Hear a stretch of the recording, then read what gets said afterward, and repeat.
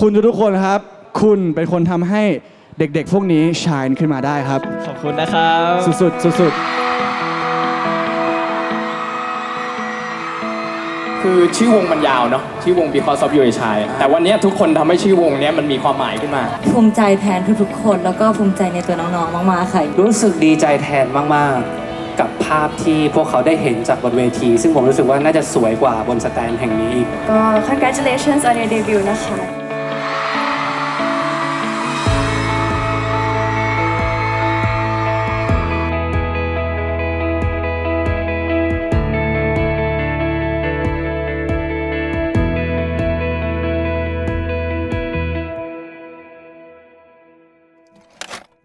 เวลาที่ได้อ่านจดหมายจากแฟนๆหรือว่าเห็นแฟนๆแท็กมาจากโซเชียลมีเดียก็ขอบคุณเขานะครับตอนแรกก็อาจจะแบบคนที่รักพีมก็อาจจะยังไม่เยอะขนาดนี้แต่ว่าเดี๋ยวนี้มันเหมือนใหญ่ขึ้นเรื่อยๆเขาแบบใจเอ็นดูผมทุกเรื่องอ่ะหมายถึงว่าไม่ว่าจะเป็นเรื่องอะไรแบบจะทำอะไรก็จะมีแบบคนแบบรักแล้วก็เอ็นดูก็อยากขอบคุณเขาอยากตอบแทนด้วยแบบผลงานครับอยากตอบแทนด้วยแบบความสามารถแล้วก็แบบผลงานแล้วก็การวางตัวที่ดีก็เราก็ได้อ่านตลอดแล้วมันก็เป็นเหมือนหนึ่งในกำลังใจของเราแล้วกันว่าถ้าสมมุติเราทำไปแล้วมันไม่ได้มีใครสนใจเราหรือว่าไม่ได้มีแฟนๆเราก็ไม่รู้ว่าเราจะทำไปทำไมแต่พอเราเห็นว่าเราทำแล้วเราเป็นความสุขของเขาเราเป็นสิ่งที่ทำให้เขายิ้มได้เราเป็นคนที่ทำให้เขามีความสุขอย่างนั้นเราก็อยากที่จะทำต่อไปแล้วก็ยิ่งมีกำลังใจที่จะทำให้มันแบบมากขึ้นไปเรื่อยๆก็พออ่านแบบว่าอ่านสิ่งที่แฟนๆเขียนไว้หรือว่าจดหมายหรือว่าอ่านในโซเชียลอะไรเงี้ยก็รู้สึกว่าได้มีกำลังใจเพราะว่าสิ่งที่แฟนๆเขียนก็จะแบบว่าให้กำลังใจบางทีที่เบื่อหรือบางทีที่ไม่มีอะไรทำก็จะอ่านจดหมายเพราะรู้สึกว่าสนุกดีแล้วก็บางทีที่แบบว่าเหนื่อยหรืออะไรเงี้ยก็ได้กำลังใจมาจากแฟนๆก็อยากบอกแฟนๆว่าเหมือนทุกคนเป็นแบบเซฟโซนของเปอร์ตอนที่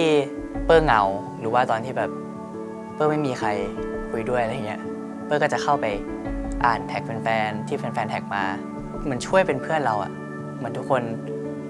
เป็นเพื่อนเราได้มันแฮปปี้จังมันมีความสุขจังมันแบบเหมือนทุกคนพร้อมที่จะเป็นเซฟโซนให้เราจริงๆผมรู้สึกว่ามันสำคัญนะในการที่แบบเราจะมาเป็นไอดอลเพราะว่ากำลังใจจากแฟนๆผมรู้สึกว่ามันสำคัญมากอย่างแบบบางทีเราอยู่แบบบางทีเรากังวลบางทีเราตื่นเต้นบางทีเรากลัวอะไรเงี้ยแค่แบบผมเห็นแฟนๆแบบยืนยิ้มอยู่ข้างล่างผมแค่รู้สึกว่าแบบต้องทำให้ดีแล้วไม่อยากทำให้เขาผิดหวังมันจะมีบางช่วงเวลาที่รู้สึกเศร้าหรือหมดกำลังใจอะไรเงี้ยแต่ว่าการที่ได้ไปเปิดแบบดูแท็กสตอรี่ของแฟนๆหรือแบบการได้ไปเจอแฟนๆเลยเรารู้สึกว่าแบบช่วงเวลาเหล่านั้นอะจากตอนที่แบบเราอาจจะดาวนิ่งๆอยู่แต่ว่าพอเปิดแท็กเหล่านั้นดูไปเรื่อยๆแล้วก็แบบช่วงเวลานั้นมันเป็นช่วงเวลาที่ทำให้ผมแบบยิ้มได้แล้วกันนะผมรู้สึกขอบคุณแล้วก็ได้ช่วงเวลาที่ผมต้องการกำลังใจจริงๆมันก็แบบได้รับกำลังใจจากแฟนคลับมันเยอะมากผมอ่านทุกอย่างเลยนะเวลาคนแท็กมาในสตอรี่หรือว่าในจดหมายคือว่าผมรู้สึกว่ามันมีคุณค่าทางจิตใจแบบว่าเหมือนผมนึกภาพที่แฟนๆกำลังเขียนตัวหนังสือแบบสมมติเขากำลังสะกดคำเลยผมก็แบบชอบแบบนึกภาพตามว่าเนี่ยเขากำลังเขียนเนี่ยเขารู้สึกอะไรอยู่อะไรเงี้ยก็เลยชอบแบบเทคอะไรก็อ่านสิ่งนั้นทุกครั้งก็จะรอรู้มันจะมีอะไรแบบว่าแปลกใหม่ไหมอะไรเงี้ยคืออยู่ดีเอารูปผมตอนเด็กมาใส่อะไรเงี้ยคือแบบมันจะมีอะไรที่แบบให้ผมแบบได้ตื่นเต้นตลอดเวลาบนสตอรี่หรือว่าอ่านในจดหมายอะไรช่วงนี้เริ่มเจอแฟนๆก็รู้สึกเหมือนเป็นครอบครัวแล้วแบบเหมือนครอบครัวที่คอยมาตามซัพพอร์ตลูกก็เห็นแล้วก็รู้สึกแบบมันก็ยิ้มอยู่แล้วยิ้มเห็นก็จะยิ้มตลอดแล้วก็แฟนๆพวกเราอบอุ่นดีรู้สึกขอบคุณแฟนๆมากเคยมีเหตุการณ์หนึ่งที่แบบว่าเหมือนซ้อมเลิกดึกๆอะไรเงี้ยหรือว่าแบบแล้ว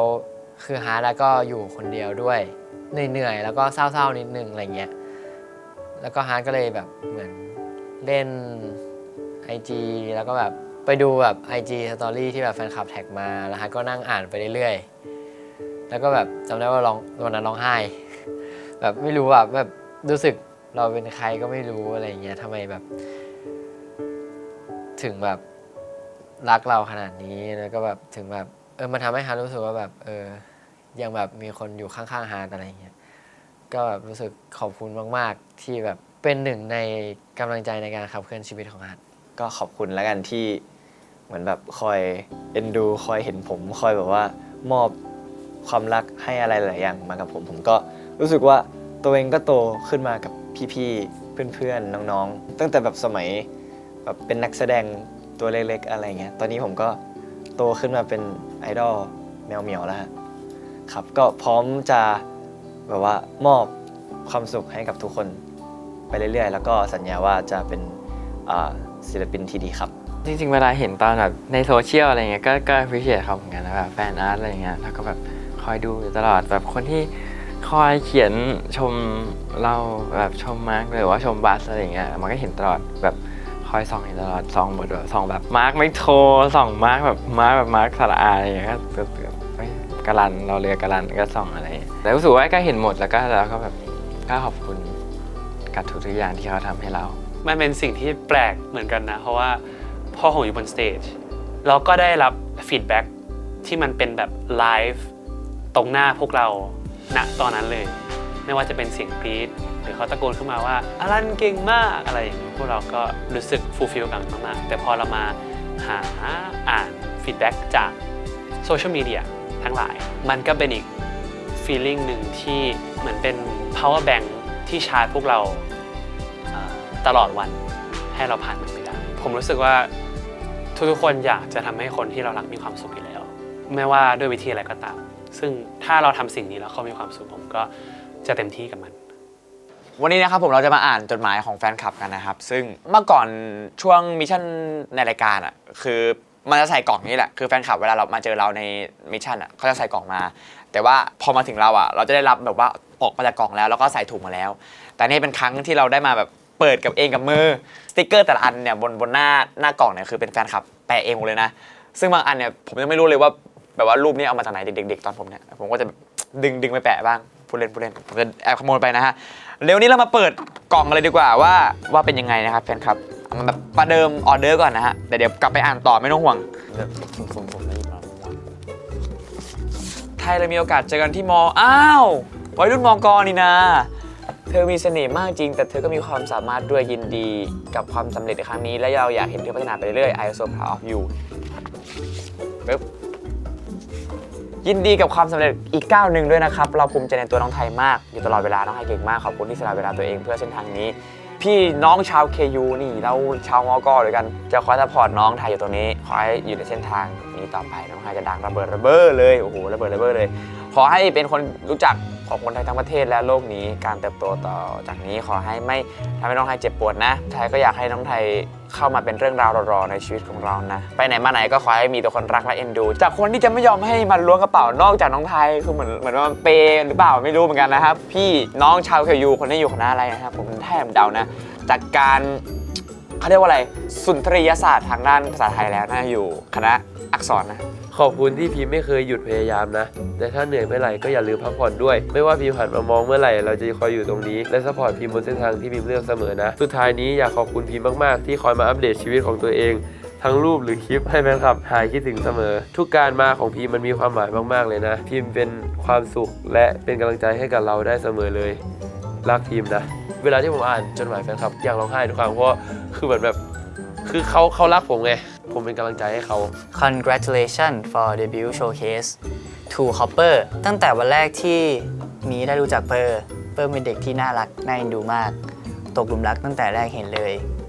ตอนเล่นรูบิกแล้วร้องเพลงไปด้วยโคตรมีเสน่ห์เตะตามากหลังจากวินาทีนั้นล่ะก็รักไปซะแล้วจะบอกว่า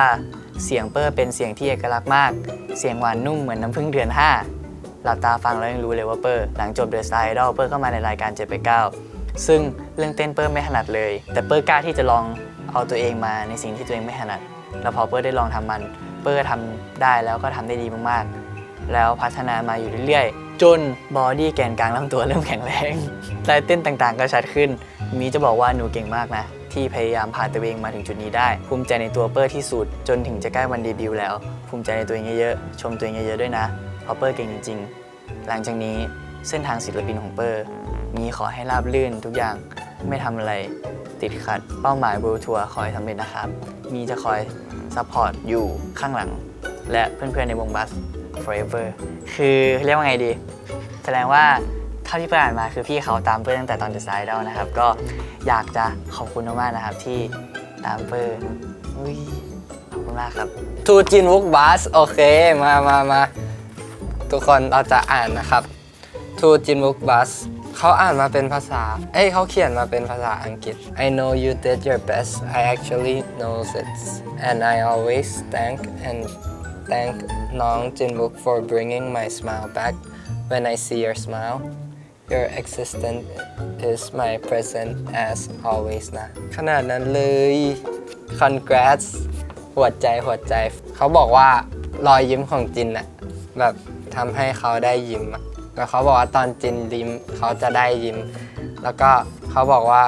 existence ของจินแบบเป็น present ของเขาอะซึ่งอยู่นั้นเนี่ยงั้นเขาบอกว่าถ้าผมยิ้มแล้วเขายิ้มใช่ไหมผมจะยิ้มให้เยอะๆนะครับ นี่อ่านกันโอเคคนนี้มีติดสติกเกอร์เยอะมากเลยนะเขียนภาษาอังกฤษด้วยโอเคดีมาก 2AA bus congratulations you debuted full-fledged bus group AA very talented watching from the first stage until today we know that AA has improved a lot from now on do your best I'm always rooting for you รัก AA นะครับ AA อาชิรกร you are my inspiration to me เรื่องนี้น่ารักมากแบบว่าดูแบบตั้งใจทำก็แปลว่า congratulations ที่ได้เดบิวต์นะครับแล้วก็ AA เก่งมากดูมาตั้งแต่สเตจ1จนถึงวันนี้หรือว่า AA พัฒนาตัวเองเยอะมากแล้วก็จากตอนนี้ไปพยายามให้มากที่สุดใช่ประมาณนั้นก็น่ารักครับดีมาก น้องอลันยินดีกับการเดบิวต์ด้วยนะคะขอให้จากนี้ไปเจอกับสิ่งดีๆประสบความสำเร็จเป็นที่รู้จักกับทุกคนสุขภาพร่างกายแข็งแรงไม่เจ็บไม่ป่วยเหนื่อยก็ร้องไห้มีความสุขก็ยิ้มได้เสมอทำทุกอย่างที่อยากทำอย่ากดดันตัวเองขอบคุณที่เป็นพลังบวกให้กันเสมอนะสุดท้ายนี้ของมอบบทเพลงนี้ให้นะเป็น Korean เป็นเพลง Grow Up จาก Stray Kids ขอบคุณมากครับน่ารักที่สุดที่เขียนมาว่าอย่ากดดันตัวเองเกินไปก็ขอบคุณมากเหมือนกันเพราะว่าผมต้องมีคนเตือนอยู่เรื่อยๆแหละ ขุนพล congrats ถึง เห็ดฟางในต้มยำที่จริงใจ What a good try Success is yours ภูมิใจในตัวขุนเสมอตอนนี้เป็นศิลปินเต็มตัวแล้วนะความพยายามของขุนที่ผ่านมามันประสบความสำเร็จแล้วเราจะคอยดูขุนข้างล่างสเตจเสมอมองมาเมื่อไหร่ก็เจอ I will always support you ขอบคุณนะครับเขามาในรูปแบบ NCT Dream นะครับก็ถ้าท่านอยากรู้ว่าผมก็ชอบ NCT Dream เหมือนกันก็เลยทำ NCT Dream มาให้ครับก็มาอ่านกันมาสวัสดีครับเฮ้เป็นยังไงบ้างปูสบายดีไหมช่วงนี้เหนื่อยมากๆใช่ไหมที่ผ่านมาเก่งมากๆที่ผ่านมาได้และไม่เจอกันนานเลย คิดถึงมากๆใกล้เดบิวต์แล้วตื่นเต้นมากๆเลยซ้อมเหนื่อยมากๆแน่ๆเลยใช่ไหมเราดีใจนะที่ได้เห็นการเติบโตของภูตั้งแต่วันแรกแต่ภูอาจจะไม่เห็นเราหรอกแต่แอบอยู่หยอกอยากให้ภูรักตัวเองเยอะๆจะได้ยอมรับและให้อภัยตัวเองได้เสมอในตอนที่ทำผิดพลาดหรือในตอนที่ภูยังไม่เก่งพอในสายตาตัวเองอย่าลืมว่าภูเป็นเพียงแค่เด็กคนหนึ่งไม่เป็นไรเลยถ้าจะไม่เป็นไปตามที่หวังไว้ภูเก่งมากๆแล้วในสายตาเราทุกคนคอยซัพพอร์ตภูอยู่เสมอยิ้มเยอะนะเลิฟมากๆด้วยมีเพลงมาฝากอีกทีเพลงชื่อ Your Dog Love You นะฮะก็เดี๋ยวจะลองไปฟังดูนะครับเนี่ยจดหมายอันนี้มันดีนะทุกคนเพราะว่าเอาจริงเวลาผมเหนื่อยผมก็จะแบบมานั่งอ่านจดหมายแฟนคลับเนี่ยผมรู้สึกว่าแบบได้กำลังใจตรงนี้สวัสดีครับต้นจังแต่อยากจะบอกจังว่าสู้ๆนะครับกับเส้นทางที่กำลังเดินเหนื่อยได้ท้อได้แต่อย่ายอมแพ้นะครับเราจะคอยเชียร์จากผ่านหน้าจอปลอเชื่ออีก3 ปีเราจะได้เจอกันแสดงว่าเขาน่าจะอยู่ไกลแน่เลยมันเป็นอะไรที่หิวใจแล้วก็ใจฟูจริงๆเวลาได้อ่านอะไรแบบนี้แล้วเขาก็ทำเป็นรูปหัวใจมาให้จังด้วยก็นี้น่าจะระบายเองด้วยพี่เขาตัดแปะศิลปะเก่งกว่าจังเยอะเลยคือถ้าผมทำเองมันไม่น่าจะเป็นอย่างนี้มีต้นจังด้วยตรงนี้บอกแบกอันนี้คือมีรูปมาร์กแล้วก็มีเขียนว่าบอกแบกอยู่สวัสดีค่ะพี่บอกแบกดีใจด้วยนะคะที่ได้เดบิวต์แล้วพี่เป็นคนที่เก่งมากๆเลยเราชอบเสียงพี่มากเลยค่ะคนอะไรเสียงเพราะขนาดนี้ความพยายามที่ผ่านมาของพี่มันไม่สูญเปล่านะเราจะซัพพอร์ตพี่ไปเรื่อยๆเลยนะเราขอให้พี่มาร์คสู้ๆกับวันข้างหน้านะ นอนให้เต็มอิ่มนะคะ love you love you ครับ love you too ครับก็จะ support อยู่ไปเรื่อยๆเหมือนกันก็ขอให้สู้ๆกับวันข้างหน้า แล้วก็นอนให้เต็มอิ่มเราเป็นกำลังใจให้อยู่นะครับ มาดูกันเป็นอย่างนี้ ของใครวะ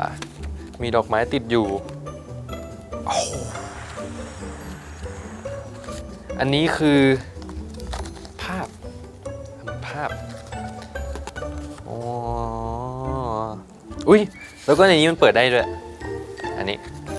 เปิดได้อีกจะอ่านให้ฟัง Because of you I smile to next ในที่สุดก็ได้เดบิวต์แล้วเย่เก่งมากครับเน็กอาจจะได้ยินบ่อยแล้วแต่อยากบอกอีกว่าขอบคุณที่มาเป็นศิลปินเป็นเน็กบัสให้เราได้รัก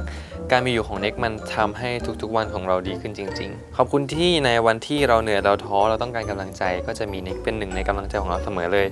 อยากจะบอกเน็กว่าเราก็จะอยู่เป็นกำลังใจให้เน็กต่อไปเรื่อยๆเหมือนกันในวันที่เน็กเหนื่อยเน็กท้อจะมีเราและคนที่รักเน็กอีกหลายคนให้กำลังใจอยู่นะไม่ต้องกดดันตัวเองจนเกินไปด้วยเพราะไม่ว่าเป็นเน็กในเวอร์ชันไหนเราก็ชอบหมดเลยทุกความพยายามของเน็กเราก็เห็นหมดเลยเหมือนกันในอนาคตก็ขอให้เน็กใช้ชีวิตให้มีความสุขมากๆเป็นเน็กบัสที่ดังที่สุดในโลกดังจนเราเอื้อมไม่ถึงจนถึงวันนั้นเราก็จะเป็นกำลังใจให้เสมอเลยรักเน็กนะรักเหมือนกันครับขอบคุณนะครับ Art Shutiwat Bus because of you I shine Dear Heart ยินดีด้วยนะคะในที่สุดก็ได้เดบิวต์แล้วฮาร์ดเก่งมากๆเราดีใจที่ได้มารู้จักฮาร์ดในปีนี้จากเทรนนีสู่ศิลปินวงบัสเต็มตัวขอให้ฮาร์ดมั่นใจขึ้นทุกวันและเก่งขึ้นเรื่อยๆนะแล้วก็ขอให้มีคนรักฮาร์ดเพิ่มขึ้นอีกเยอะๆจะรอซัพพอร์ตฮาร์ดอยู่ตรงนี้นะคะเลิฟเย่น่ารักมากก็ขอบคุณแฟนคลับทุกคนนะครับที่อยู่กับฮาร์ดมาจนถึงทุกวันนี้แล้วก็คอยซัพพอร์ตแล้วก็เป็นกำลังใจซึ่งกันและกันไปเรื่อยๆนะครับครับ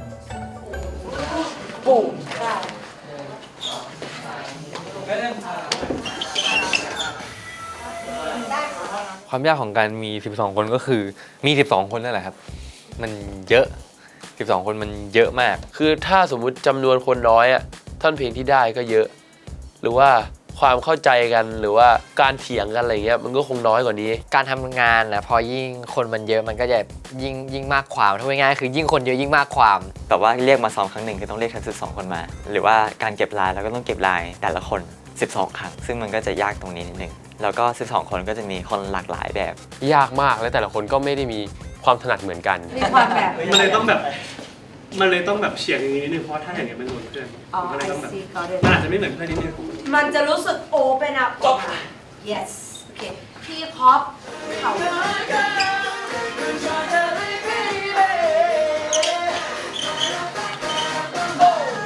การซ้อมทุกอย่างมันต้องมากขึ้นมันต้องคูณเยอะขึ้นเลยสมมติมีวง6 คนแต่นี่12 คนมันต้องคูณ2เหมือนแบบการเก็บรายหรือความคิดหรือว่าการ manage อย่างเงี้ยทุกอย่างเลยมันจะแบบยากยิ่งคนเยอะแต่ไม่ใช่ว่ามันจะมีแต่ข้อเสียมันก็มีข้อดีด้วยเพราะว่าสิ่งที่มันต้องดีสุดก็คือความสามัคคีการเป็นทีมเวิร์กเหมือนการที่ว่าบัสทุกคนเห็นใจร่วมกันแล้วก็อยากไปทางเดียวกัน12 คนอ่ะมันคอยช่วยกันอยู่แล้วไม่ว่าแบบ on stage หรือว่า off stage เรารู้สึกว่าเราช่วยกันในทุกๆเรื่องอยู่แล้วเราคอยซัพพอร์ตกันในทุกๆเรื่องไม่ว่าแบบเรื่องอะไรก็ตามผมว่ายิ่งเยอะมันยิ่งช่วยกันมันโยนมันพี่กินเหมือนเกมมืออยู่พี่ต้องปล่อยออกไปโยนแล้วก็ตึ้งใช่ตึ้งมันไม่ใช่เราจริงเมื่อคืนนี้ยิ่งเป็นความฝันของผมตั้งแต่เด็กเลยที่แบบ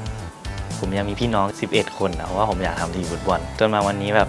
ผมได้มาอยู่ในวงที่แบบเป็นบัส12 คนแล้วผมก็เย่มีทีมฟุตบอลแล้วเว้ยข้อดีของการที่บัส12 คนมีอยู่หลักๆ2 อย่างคือความหลากหลายแล้วก็ความไม่เหงาเราก็จะมีแฟนคลับที่มาจากหลายๆด้านสมมุติผมก็เป็นคาแรคเตอร์หนึ่งก็จะมีแฟนคลับไทป์หนึ่งที่ชื่นชอบในคนคาแรคเตอร์แบบผมเพื่อนๆก็จะมีแฟนคลับอีกแบบนึงทำให้บัสมีแฟนคลับมาจาก12 direction มารวมกันแล้วก็อย่างที่2คือเรื่องการไม่เหงานี้ก็ถ้าใครได้มาอยู่ในบัสแค่วันผมให้แค่ชั่วโมงเดียวก็พอแค่ชั่วโมงเดียวอยู่จะไม่เหงาเลยแล้วอยู่จะแบบอาจจะต้องใส่ที่หูด้วย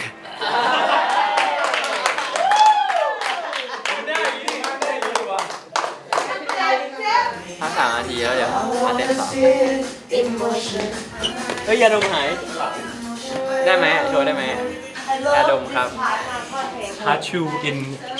natural habitat ถ่ายเก็บไว้ฟ้องใช่ไหม อะไรก็ได้แต่ วันนี้ก็มีพี่โอมีซึ่งเขาจะเป็นคน operate กล้องนู่นแผ่นกล้องให้ไปให้ผมหน่อย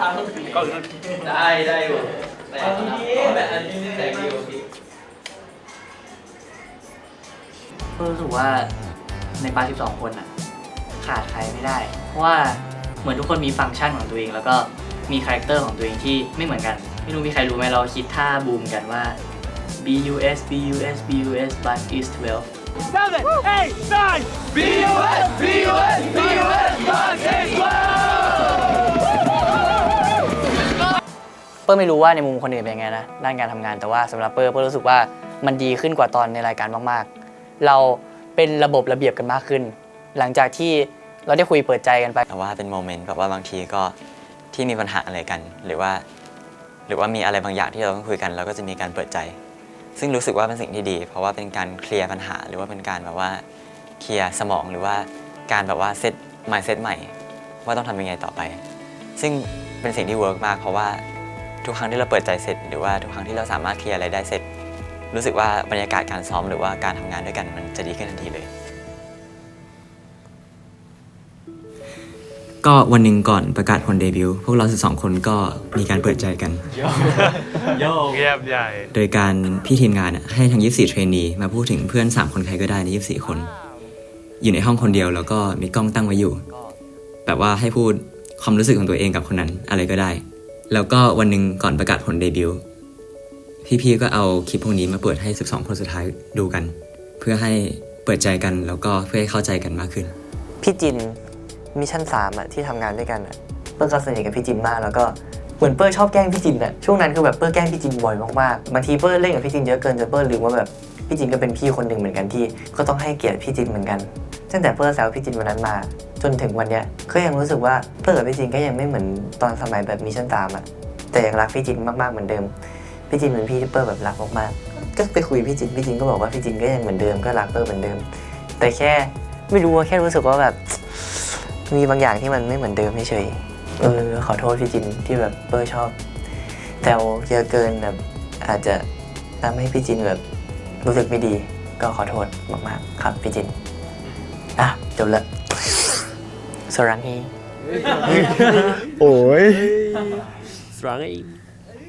ก็ขอโทษที่แบบทำให้รู้สึกว่าพี่เปลี่ยนไปจริงๆไม่ได้เปลี่ยนไปเลยแบบใจแบบรักเปิ้ลเหมือนเดิมแล้วก็มันแค่มีช่วงที่รู้สึกว่าเราสนิทกันมากๆอ่ะและมันเป็นเรื่องปกติที่แบบเราต้องเล่นกันจนแบบมีทะเลาะกันบ้างก็คืออยากสอนเปิ้ลด้วยแต่ว่าไม่รู้จะแบบทำยังไงแต่ตอนนั้นก็แค่แบบรู้สึกแปลกๆครับทำให้ตัวเองเปลี่ยนไปมั้งแต่ตอนนี้แบบรู้สึกว่าพอได้คุยกับเปิ้ลแล้วเปิ้ลก็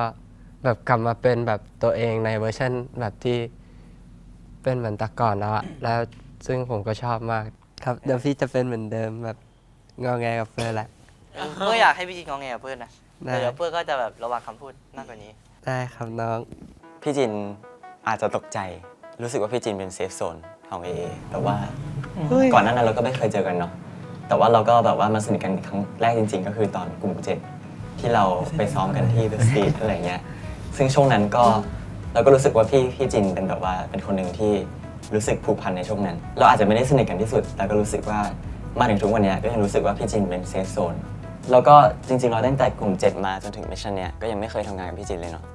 แต่ว่าแม้ว่าไม่ได้ทำงานกันก็รู้สึกว่ายังได้คุยกับพี่จินอยู่หลายครั้งเพราะว่าพี่จินดูแบบว่าเป็นคนที่เฟรนลี่แล้วก็ไม่ได้เรื่องมากแบบว่าแค่เฟรนลี่อ่ะแบบว่าคุยเรื่องอะไรก็ได้อะไรก็ดีแล้วเหมือนแบบว่าบางครั้งอยากทำอะไรมั่วๆของAAแต่ว่าก็จะไปคุยกับพี่จินอะไรเงี้ยAAแบบ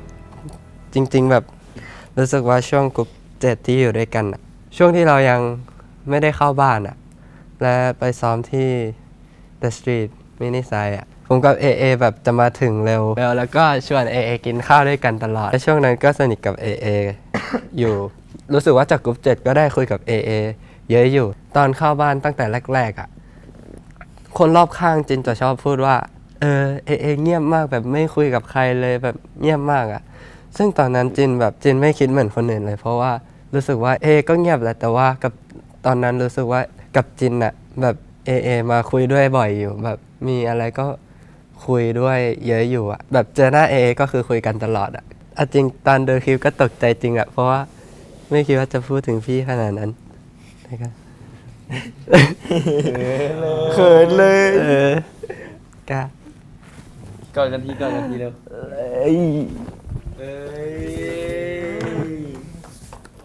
ก็แบบเป็นเซฟโซนพี่เหมือนกัน ก็จินวูเนี่ยเป็นคนแรกๆเลยที่มาคลิกด้วยที่ไม่ได้อยู่กับเอล่าคือตั้งแต่ที่แบบพอทุกกลุ่มเจอกันอ่ะคือจินวูก็เป็นคนแรกที่มาเข้าไปคุยด้วยแล้วก็รู้เลยว่าคนเนี้ยมาคลิกแน่ๆก็เอาจริงแบบมาร์กอ่ะคอมฟอร์ทมากๆที่ได้มีจินวูอยู่ด้วย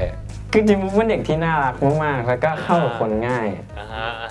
แล้วไงต่อถ้ามาร์คชวนจินวูไปไหนคือจินวูไปหมดเลยคือเราชอบมากรู้สึกเหมือนมีน้องชายอีกคนนึงคือช่วงเนี้ยจินแบบงอนมาบ่อยนิดหน่อยเพราะว่าเหมือนไม่ค่อยได้คุยด้วยอะไรเงี้ยเหมือนว่าแบบด้วยความที่งานเยอะบอกว่าทำไมช่วงนี้พี่ไม่คุยกับผมเลยช่วงนี้พี่เป็นไรเปล่าอะไรเงี้ยน่ารักมากคือแบบไม่ว่าจะคุยกันเยอะหรือน้อยอ่ะจินวูก็ยังเป็นน้องมากเสมอก่อนจะคมรู้สึกว่าอย่างงมไปหาเตอร์เขาหมดความรู้สึกนี้จะไม่เปลี่ยนไปไม่ว่าจะแบบจะนานแค่ไหนจินก็เป็นน้องมาร์คน่ารักมาร์คสัญญาว่ามาร์คจะอยู่ในทุกๆเรื่องราวในชีวิตของจินบุ๊กว้าวแบบด้วยความที่คือมาร์คไปเรียนแบบพอไปเรียนต่างประเทศอะเราไม่ได้อยู่กับครอบครัวอะไรอย่างเงี้ยแบบบางครั้งรู้สึกเหงาที่ไม่อยู่กับครอบครัวอะไรอย่างเงี้ยพอจินมาอยู่นี่แล้วก็แบบก็ไม่ได้เจอครอบครัวบ่อยก็เลยกลัวจินเหงามั้งแรกแล้วก็เลยแบบอยู่ไปเรื่อยๆแล้วก็รู้สึกว่าแบบจินก็เป็นน้องที่ดีมากๆแล้วก็รู้สึกเหมือนจินเป็นน้องจริงๆอ่ะส่วนตัวก็อยากมีน้องมานานแล้วรู้สึกว่าพอเข้ามาบ้านนี้ก็มีน้องเต็มไปหมดเลยแล้วจินก็เป็นหนึ่งในนั้นมันก็รักจินมากๆแล้วก็จะเทคแคร์จินไปเรื่อยๆพี่มาร์คเป็นคนแรกที่เฟรมได้รู้จักพี่มาร์คก็แบบเป็นพี่ชายอีกคนหนึ่งเลยที่เฟรมสนิทมากๆแล้วก็รักมากๆพี่มาร์คทำให้เฟรมรู้ว่าถึงเราจะไม่ใช่พี่น้องกันจริงๆพี่มาร์คก็สามารถรักเฟรมแบบน้องแท้ๆของพี่มาร์คได้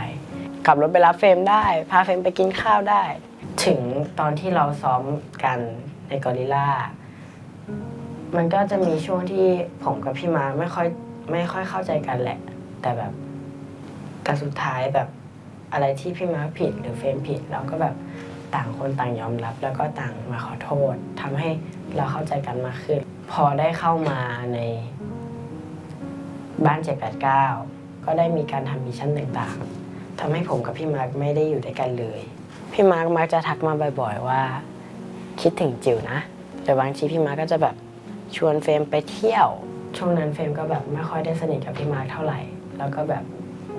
สนิทกับพี่ไทยอ่ะแบบสนิทกับคนอื่นที่แบบไม่ใช่พี่มาร์คแต่ว่าเฟรมก็อยากจะขอโทษเลยยิ้มแป้นเราอาจจะแบบไม่ได้คุยกันเท่าไหร่แต่จะบอกว่าเฟรมรักพี่มาร์คมากๆเลยนะทุกอย่างที่พี่มาร์คทำให้เฟรมครีสพี่มาร์ค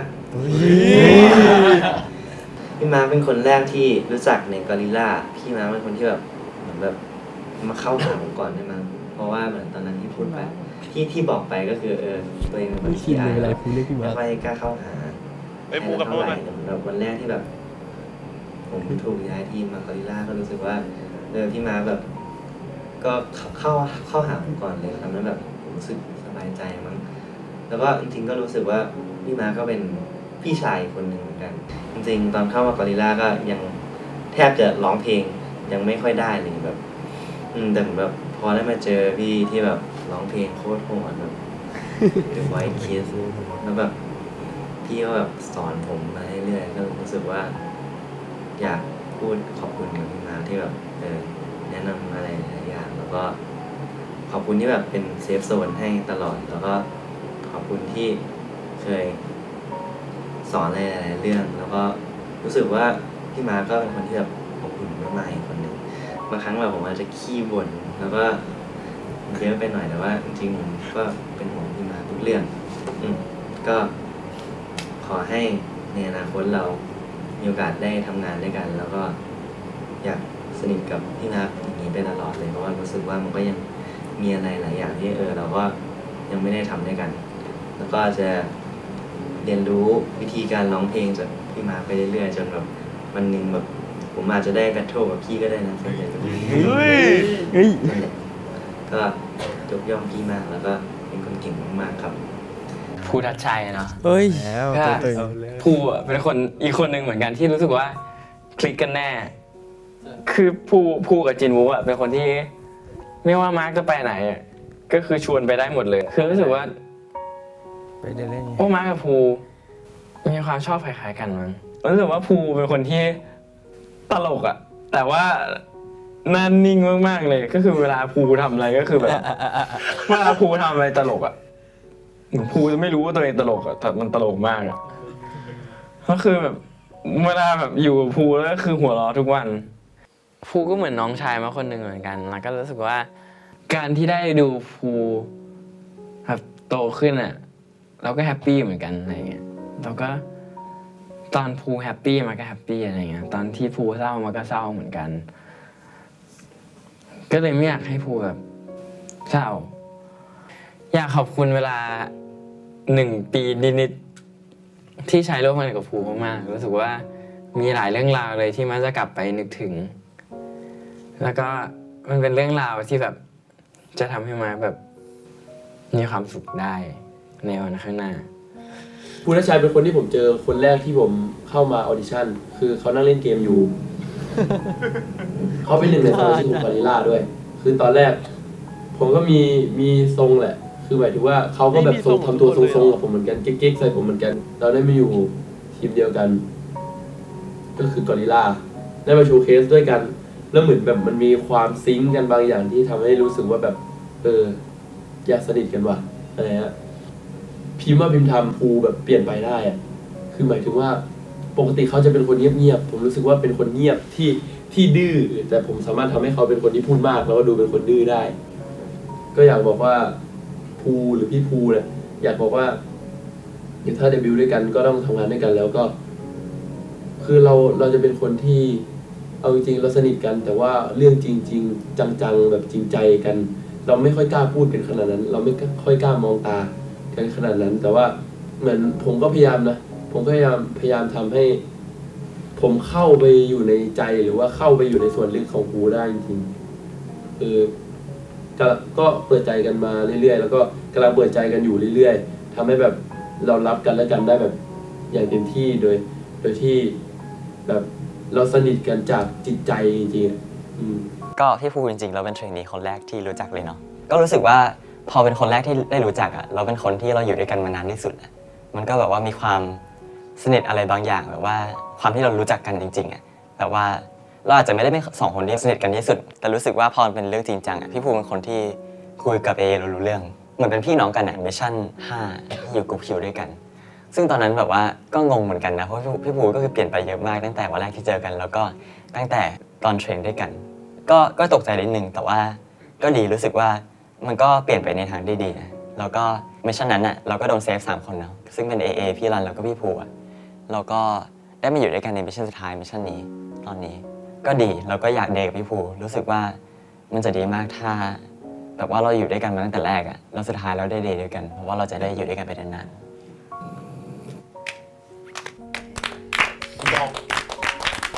ภูเป็นคนที่เปิ้ลสนิทคนแรกๆเลยที่สนิทมากๆคนแรกๆเพราะว่าตั้งแต่เข้าบ้านมา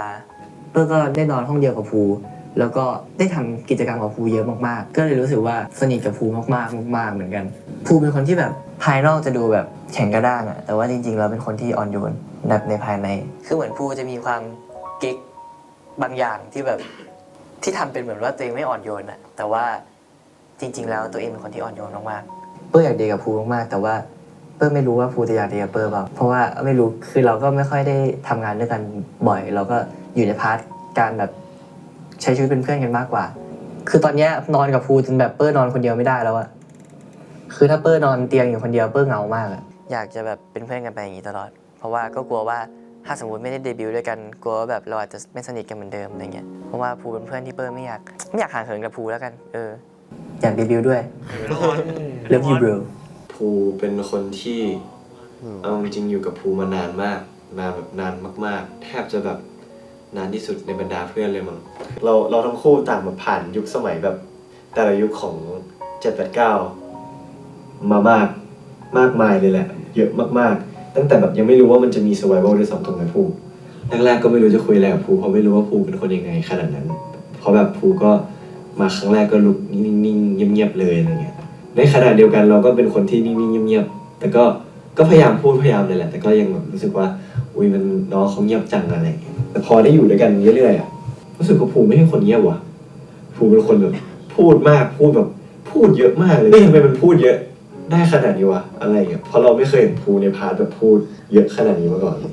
เหมือนน้องไม่ได้คิดว่าเราเป็นคนที่คุยไม่ได้มันทำให้เรารู้สึกดีอะรู้สึกว่าเราเป็นพี่ชายได้เราก็แฮปปี้ที่เป็นพี่ชายภูได้แบบ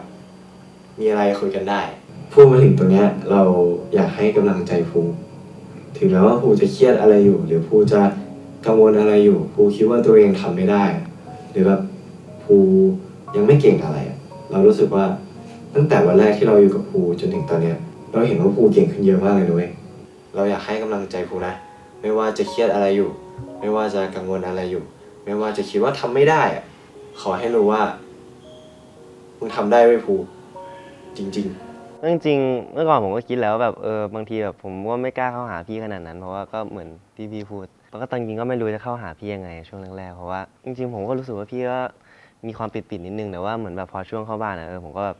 พยายามเข้าหาพี่มากขึ้นแล้วผมรู้สึกว่ามันเป็นโชคด้วยมั้งที่แบบได้นอนห้องเดียวกับพี่ก็เลยแบบได้มีโอกาสคุยกับพี่บ่อยๆเวลามีอะไรก็แบบอยากชวนพี่เล่นอยากชวนพี่คุยด้วยมันก็มีช่วงนึงที่แบบนั่งเล่นเกมกันก็จะพยายามแบบชวนพี่มาเล่นด้วยเพราะแบบรู้สึกว่าแบบไม่อยากให้แบบพี่อยู่คนเดียว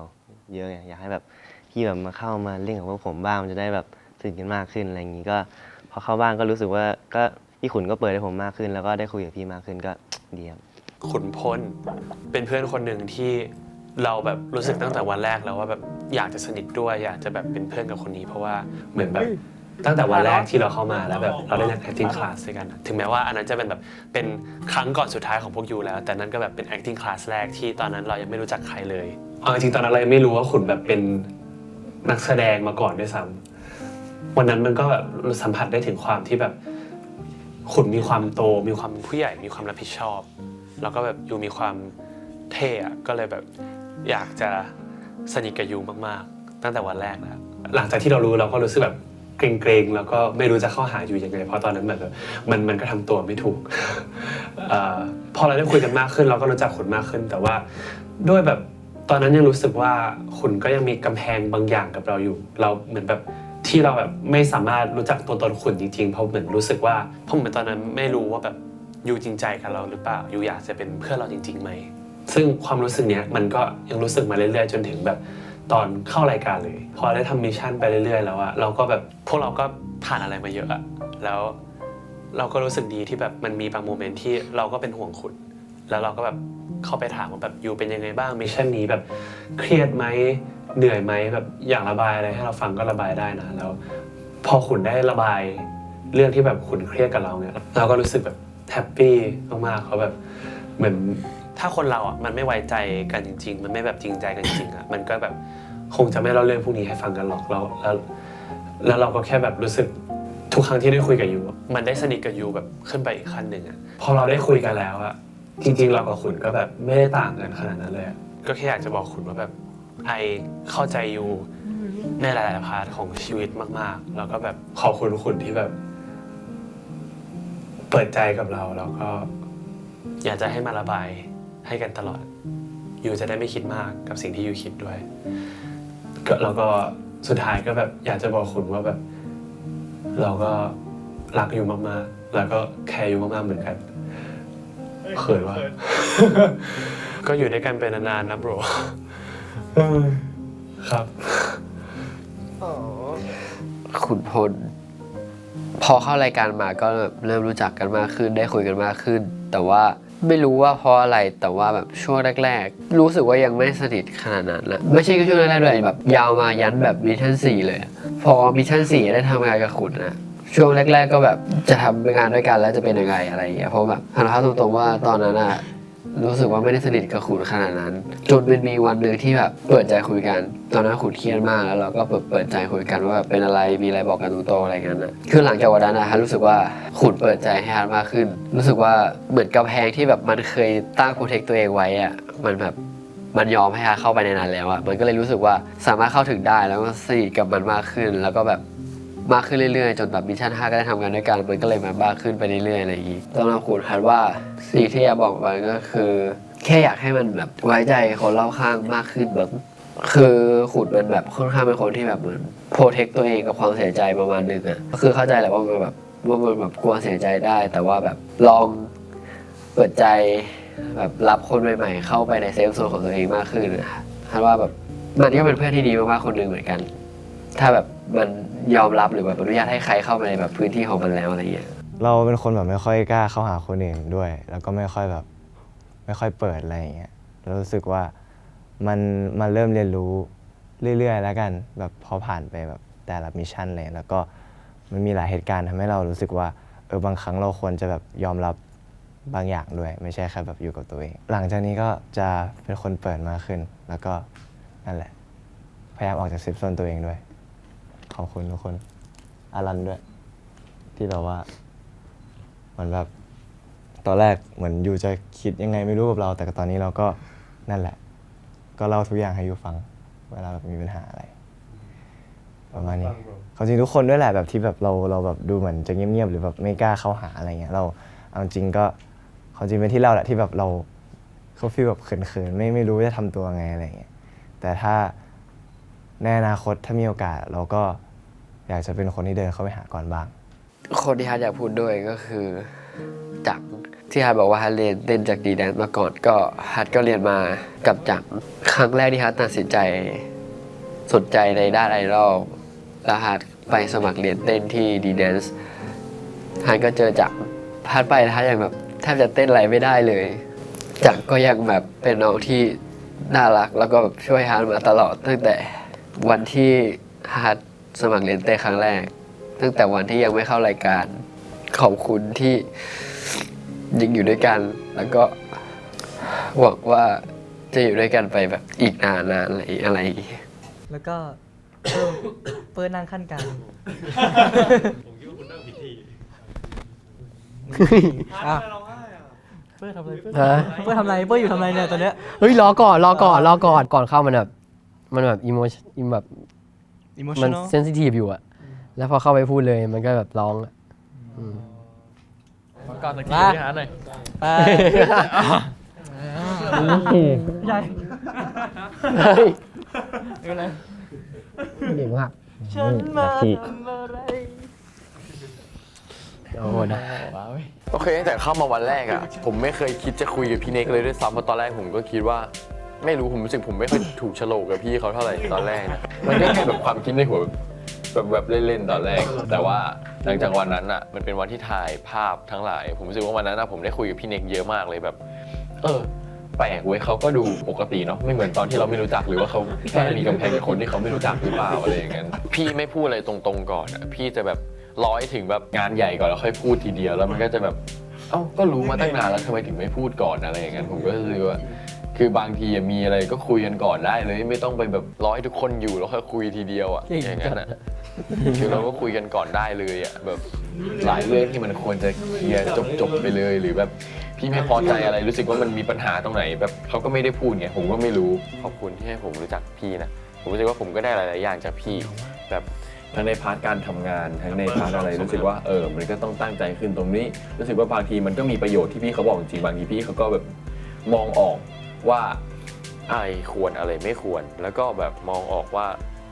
ผมมีปัญหาตรงนี้จริงๆแล้วโดยที่ผมไม่เคยคิดมาก่อนแล้วผมก็ก็จริงบางทีมันก็เป็นอย่างนั้นจริงๆอะแล้วก็เป็นคนที่ไม่ค่อยพูดแต่ว่าเวลาพูดจะพูดตรงๆซึ่งนั่นก็คือดีเวลาพี่ได้พูดพี่ก็ยังพูดตรงๆแบบไม่ได้พูดอ้อมค้อมซึ่งบางทีก็ตรงไปจนแบบโอ้แต่ดีครับผมชอบรู้สึกว่ามันทัดใจดีครับโรก็กับจังอะตอนแรกก็ตอนแต่ก่อนก็จำได้ว่ามันจะมีช่วงที่สนิทกันมากกว่านี้เยอะเลยแล้วก็แบบพอมาทำงานกันจริงๆมันก็จะมีแบบการทำงานบางพาร์ทที่รู้สึกว่าแบบมันก็ติดอยู่บางครั้งที่มันก็ไม่ค่อยตรงกับความเห็นของเราก็เลยจะมีแบบจังไม่แบบไม่เป็นเหมือนที่เราคิดไว้เลยแต่ว่าหลังจากนั้นก็ผ่านแบบพยายามปรับความคิดมันเรื่อยๆมันไม่มีทางเหมือนกับทุกอย่างมันไม่มีทางดั่งใจเราหรอกเดี๋ยวยังไงใช้เวลาไปเดี๋ยวมันก็ดีขึ้นเดี๋ยวมันก็ชินแล้วก็จริงก็อยากจะกลับไปสนิทกันเหมือนแต่ก่อนที่แบบตัวติดกันตลอดตอนนั้นรู้สึกแบบสนิทใจกับจังมากๆผมรู้จักเน็กตอนแรกเลยอะผมไม่ได้รู้สึกว่าแบบผมอยากจะสนิทกับคนนี้ด้วยซ้ำเน็กเป็นคนที่แบบผมเฉยๆมากเลยว่าแบบก็คงแบบเข้ามาอยู่ในชีวิตแต่ไม่น่าจะแบบสนิทด้วยมีความสัมพันธ์ด้วยขนาดนั้นแต่พออยู่มาเรื่อยๆเน็กเป็นแบบคนที่ค่อนข้างจะซิงกับผมหลายๆเรื่องแล้วก็เน็กเป็นเด็กที่แบบจริงใจมากๆผมรู้สึกได้ว่าแบบเน็กเป็นคนที่แบบจริงใจคนที่รู้สึกว่าผมรู้สึกว่าแบบเขาเป็นห่วงเราจริงๆแบบในแบบหลายๆเรื่องมันมีช่วงหนึ่งที่งอนกันช่วงมิชชั่นแบทเทิลก็เป็นอีกจุดหนึ่งที่ทำให้แบบผมรู้สึกแบบปลดล็อกอะไรบางอย่างกับเน็กแล้วแบบสนิทกับเน็กมากขึ้นนะสามารถพูดอะไรหลายๆอย่างกับคนนี้ได้ก็ขอบคุณเน็กมากๆที่แบบทำให้ชีวิตในบ้านไม่เหงานะครับมีเน็กอีกคนแล้วแบบเหมือนมีแบบเล่นเกมตะลุยด่านตอนอยู่ในบ้านใช้ชีวิตรอดผมพี่เน็กพี่มินเป็นคนที่สนิทเร็วที่สุดในบ้านแหละครับแบบไม่เคยสนิทกับใครเร็วขนาดนี้มาก่อนและเป็นความสัมพันธ์ที่แบบมั่นคงด้วยตอนมิชชั่น3ครับเหมือนด้วยความที่ผมยังไม่เคยทำงานกับพี่เน็กมาก่อนแล้วพอได้มาทำงานด้วยกันครั้งแรกมันเหมือนทำงานกันคนละแบบกับพี่เน็กครับจริงๆมันทำงานด้วยกันได้นะครับแต่ว่าเวลาทำงานกับพี่เน็กมันมีอะไรที่บางอย่างที่ออกมาแบบพี่เน็กจะเป็นคนที่พูดแบบตรงๆเลยแบบไม่ได้แบบสนใจความรู้สึกคนอื่นเท่าไหร่ถึงแม้ว่ามันไม่ได้เป็นคำพูดที่แรงแต่ว่าผมแค่เหมือนเก็บเอาไปรู้สึกมันเลยทำให้ผมนอยเวลาช่วงที่ทำงานกับพี่เน็กครับแต่ว่ามันก็ทำให้ผมแข็งแรงมากขึ้นนะพี่เน็กครับไม่รู้ว่าพี่เน็กกำลังดูอยู่หรือเปล่าแต่ว่าตัวอยากบอกว่าตัวภูมิใจในตัวพี่เน็กมากตั้งแต่มิชชั่นแรกที่โต้ได้คุยกับพี่เน็กจนมาถึงวันนี้โต้รู้สึกว่าพี่เน็กเก่งขึ้นในทุกด้านมากโต้ไม่เสียใจที่โต้สนิทกับพี่เน็กมาขนาดนี้จริงๆแล้วโต้ก็อยากเดบิวต์กับพี่เน็กแหละแต่ว่าไม่รู้ว่ามันจะเป็นไปได้ไหมแต่ยังไงพี่โต้ก็อยากให้พี่เน็กได้เดบิวต์ในรายการ789 Server อยู่ดีก็อยากจะบอกพี่เน็กว่าสู้ๆนะครับโต้กับพี่มินจะคอยให้กำลังใจอยู่ห่างๆนะครับโต้กับพี่มินรักพี่เน็กมากนะไม่ได้มีโอกาสบอกกับพี่เน็กแบบนี้เลย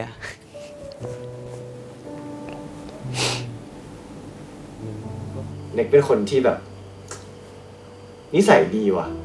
คือเน็กเป็นเด็กกวนนะภายใต้ความกวนของมันจะมีความน่ารักความนิสัยดีของมันแล้วเรารู้สึกว่าคือทุกครั้งที่มันมากวนเราจะไม่โกรธมันเลยแต่เราจะแบบเอ็นดูมันด้วยซ้ำเพราะรู้สึกว่าเฮ้ยเด็กคนนี้มันจริงใจกับเรามันกล้าเล่นกับเรามันมีอะไรมันก็บอกเราตรงๆเราเลยรู้สึกอยากสนิทกับเน็กมากขึ้นรู้สึกว่าความสัมพันธ์เรากับเน็กเป็นความสัมพันธ์ฟีลแบบทอมแอนด์เจอรี่คือทอมกับเจอรี่มันถึงแม้ว่ามันจะวิ่งไล่กันแต่ถ้าดูไปเรื่อยๆในแต่ละตอนแมวกับหนูมันรักกันนะแมวกับหนู2ตัวเนี่ยแล้ววันไหนที่ฝ่ายหนึ่งมีปัญหาอีกฝ่ายหนึ่งจะเข้ามาช่วยตลอดหรือแบบรู้สึกอยากเข้าไปดูแลอีกฝ่ายซึ่งสิ่งนี้เป็นสิ่งที่เรารู้สึกจากเน็กด้วยขอบคุณเน็กมากนะที่เวลาเรารู้สึกเหงาเน็กก็คอยมาแกล้งเรา เน็กก็คอยมากวนเราอะไรเงี้ยมันทำให้ความเหงาความคิดมากเราหายไปเยอะมากเลยเนี่ยถ้ามีอะไรที่อยากให้เราช่วยอ่ะเน็กบอกเลยนะเราอยู่ตรงนี้เสมอไว้เน็ก ครั้งแรกที่ผมเจอเน็กคือที่เขาชนไก่รอดอวันแรกที่ผมเจอเน็กเลยดูเป็นคนที่แบบว่านิ่งๆเข้าถึงยากหน่อยแต่เป็นคนที่น่าเข้าหาเพราะรู้สึกว่าพอเข้าถึงยากปุ๊บอะมันมีความแบบน่าค้นหาอยู่นิดนึงผมก็เลยแบบอยากสนิทกับเน็กในช่วงแรกที่ไปรอดอแต่พอกลับมาจากรอดอปุ๊บเข้าบ้านพอดีก็ไม่ได้คุยกันขนาดนั้นแค่แบบเดินผ่านก็ไม่ค่อยทักกันบ้างแต่ผมรู้สึกว่าผมก็ทักเน็กเยอะแต่เน็กไม่ค่อยทักผมอะไรเงี้ยแต่พอได้มาอยู่กลุ่มเดียวกันตอนกลุ่มB1รู้สึกว่าเอาจริงช่วงแรกที่ทำงานด้วยกันผมไม่อยากทำงานกับเน็กเลยรู้สึกว่าคนนี้มีความคิดแปลกมากความคิดต่างจากคนอื่นแล้วผมก็รู้สึกว่าเน็กก็แอนตี้ผมในใจแบบว่าเวลาผมทำอะไรผิดอ่ะหรือเวลาผมทำอะไรอ่ะมันคือความผิดทุกอย่างเลยเวลาถ้าผมทำอะไรกับเน็กคือไม่ว่าผมจะทำอะไรอ่ะเน็กมันจะคิดว่าผมผิดหมดเลยผมทำอย่างงู้นเน็กก็บอกไม่ได้ผมจะกินข้าวก็บอกอย่างงู้นไม่อร่อยนะผมจะกินน้ำถ้าผมเทียบไม่ง่ายนะผมจะกินน้ำเน็กบอกว่าน้ำนี้มันหวานไปนะกินข้าวเฮ้ยมันไม่เผ็ดไปเหรอ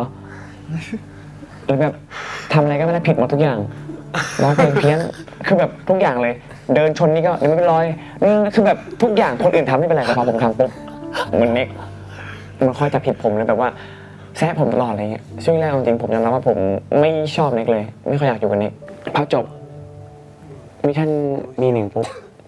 เราได้กลับมาอยู่ด้วยกันอีกทีตอนกลุ่ม S กลัวแค่ว่าเน็กจะมีความคิดแบบเดิมว่าไม่อยากอยู่กับผมแต่พอมันถึงเวลาที่ต้องเปิดใจกันจริงๆแล้วอย่างเงี้ยผมก็เปิดใจกับเน็กพูดกับผมแบบพูดว่ากูอยากสนิทกับมึงนะจริงๆที่กูทำไปกูก็ไม่รู้ทำไมเหมือนกันแต่กูไม่รู้กูอยากสนิทกับมึงเป็นคำนั้นที่ผมเป็นคำที่ผมตกใจมากแล้วก็มันก็เหมือนกันนี่ทำไมมันต่างคนต่างคิดว่าอีกคนนึงไม่ชอบเน็กก็คิดว่าผมไม่ชอบเน็กผมก็คิดว่าเน็กไม่ชอบผมแต่สุดท้ายมันไม่ใช่อย่างนั้นไงถ้าเหมือนทั้งคู่มันก็อยากเข้าหากันกลายเป็นว่าเราเปิดใจกันครั้งนี้เราเคลียร์เรื่องอดีตกันหมดถามว่าทำอะไรก็ผิดหมดผมทำอะไรนี่ก็คิดผมผิดหมดนี่ก็พูดว่าก็จริงเมื่อก่อนผมรู้สึกอย่างนั้นอะไรเงี้ยนี่ก็พูดความจริงทุกอย่างต้องพูดความจริงกันหมดเราก็เคลียร์ใจกันสุดท้ายเราก็ลงดีครับว่าเราจะแบบเปิดใจให้กันจริงๆเราจะแบบไม่นั่งจะผิดกันแบบเป็นเพื่อนปกติแล้วผมคิดว่าการเปิดใจครั้งนี้เป็นครั้งที่สำคัญแล้วก็ทำให้ผมกับเน็กสนิทกันมากยิ่งขึ้นด้วยเพื่อนคนแรกที่ผมจะพูดถึงก็คือไทยครับเรามาได้ร่วมงานกันจริงๆก็ตอนมิชชั่นวอลคอลครับผมได้อยู่ทีมเดียวกับไทยหลายครั้งที่ผมมีการผิดใจกับไทยความเห็นไม่ตรงกันแล้วผมรู้สึกว่าแบบไอ้ไทยนี่มันแบบรู้สึกนอกจากไทยจะพูดมากแล้วก็พูดเร็วแล้วอะไทยมันแบบก็มีความคิดเป็นของตัวเองค่อนข้างที่จะไฟกับผมบ่อยตอนช่วงแรกๆที่เริ่มมิชชั่นนะครับผมรู้สึกแบบไทยเนี่ยเอาอีกแล้วพูดอะไรขัดตลอดเลยแต่ว่าหลังจากนั้นไปเรื่อยๆผมก็เห็นว่าไทยก็แบบเราเห็นถึงความตั้งใจของไทยอ่ะณตอนนั้นเนี่ยผมสัมผัสได้ถึงความตั้งใจบางอย่างของไทยหลังจากได้ใช้ชีวิตมาด้วยกันเรื่อยๆผมก็เริ่มเห็นว่าไทยมันเริ่มเอาจริงขึ้นเรื่อยๆแล้วก็เห็นถึงความตั้งใจของมันมาตลอดแต่มันก็ไทยมันเป็นคนที่แบบมันเครียดตลอดเลยว่ามันจะทำได้หรือเปล่าซึ่งผมคิดว่าผมค่อนข้างประทับใจในจุดนั้นที่แบบมันก็มีความตั้งใจในมุมของมันเราก็รู้สึกได้ว่าไทยเป็นคนที่พัฒนาตัวเองมาตลอดทั้งความสามารถและความตั้งใจจนถึงตอนนี้ก็คิดว่าไทยมีพัฒนาในการที่เป็นไอดอลมากขึ้นแล้วตอนนี้ผมไม่ได้มีอคติกับไทยแล้วถึงผมชอบแกล้งมันเฉยๆแล้วไทยชอบคิดว่าผมจับผิดมันแต่ความจริงก็ไม่ใช่หรอกครับคือเราเห็นว่าแบบเรามีอะไรเราก็เตือนนิดหน่อยผมเห็นว่าแบบไทยมันไม่ใช่อย่างเติมเรื่องบ็อกกิ้งเป็นเรื่องของงานแล้วแบบความเห็นที่ไม่ตรงกันนิดหน่อยก็แค่พูดออกไปแล้วก็บางครั้งเราตั้งใจพูดเพื่อแบบกวนตีนมันด้วยชอบเห็นมันแบบเฮ้ยเน็กจำผิดอีกแล้วอะไรเงี้ยผมแบบตลกดีแล้วผมว่าตอนนี้ก็เข้ากับไทยมากขึ้นครับผมแม้ว่าจะมีความเห็นไม่ตรงกันจะตีกันบ่อยแต่ผมก็ชอบที่เราเหมือนว่าจะตีกันนะครับผมแต่มันฮาดีพี่ไทยผมรู้จักเพราะว่าพี่ไทยเป็น10 คนสุดท้ายที่เข้ามาในรายการนี้ตอนแรกอะรู้สึกว่าพี่ไทยขี้เก๊กมากแบบขี้เก๊กอีกแล้ว เก๊กมากอะแบบตอนแรกอะนะพี่ไทยเคยขึ้นลิฟต์กับผมตอนที่ยังไม่เปิดตัว10 คนสุดท้ายอะแล้วเขายังไม่เจอกันอะไรเงี้ยขึ้นลิฟต์กับผมไม่พูดกับผมสักคำเลยแบบหน้าตึงมากจนแบบได้เห็นบล็อกของพี่ไทยบล็อกไก่ไข่อะไรบล็อกแรกของพี่ไทยอะได้ยินพี่ทีมงานพูดว่าอยากให้ไทยกับพีมาเจอกันเพราะว่ามันจะแบบเป็นความสนุกที่ พูดมากอีกคนพูดมากอีกคนพูดไปเรื่อยอีกคนก็ตลกอีกคนนี้ก็ถูกจังหวะเหลือเกินอะไรเงี้ยมันมาเจอกันจนแบบตอนแรกมาเจอกันจริงๆเพราะถ่ายรายการด้วยกันตอนแรกตอนถ่ายที่วอร์โซตอน EP แรกเรายังไม่สนิทกันเลยเราเหมือนมองหน้ากันเล่นเก๊กใส่กันแต่ว่าพอเข้ามาจริงๆอ่ะเราสนิทกันมากจนทุกวันนี้ที่เป็นมิชชั่นสุดท้ายแล้วคือแบบผมกับพี่ไทยโคตรสนิทกันเลยเวลาคุยกันอ่ะมันจะมีแต่โบ๊ะบะโบ๊ะบะโบ๊ะบะแล้วเราก็จะชอบแกล้งกันพีมชอบแกล้งพี่ไทยมาก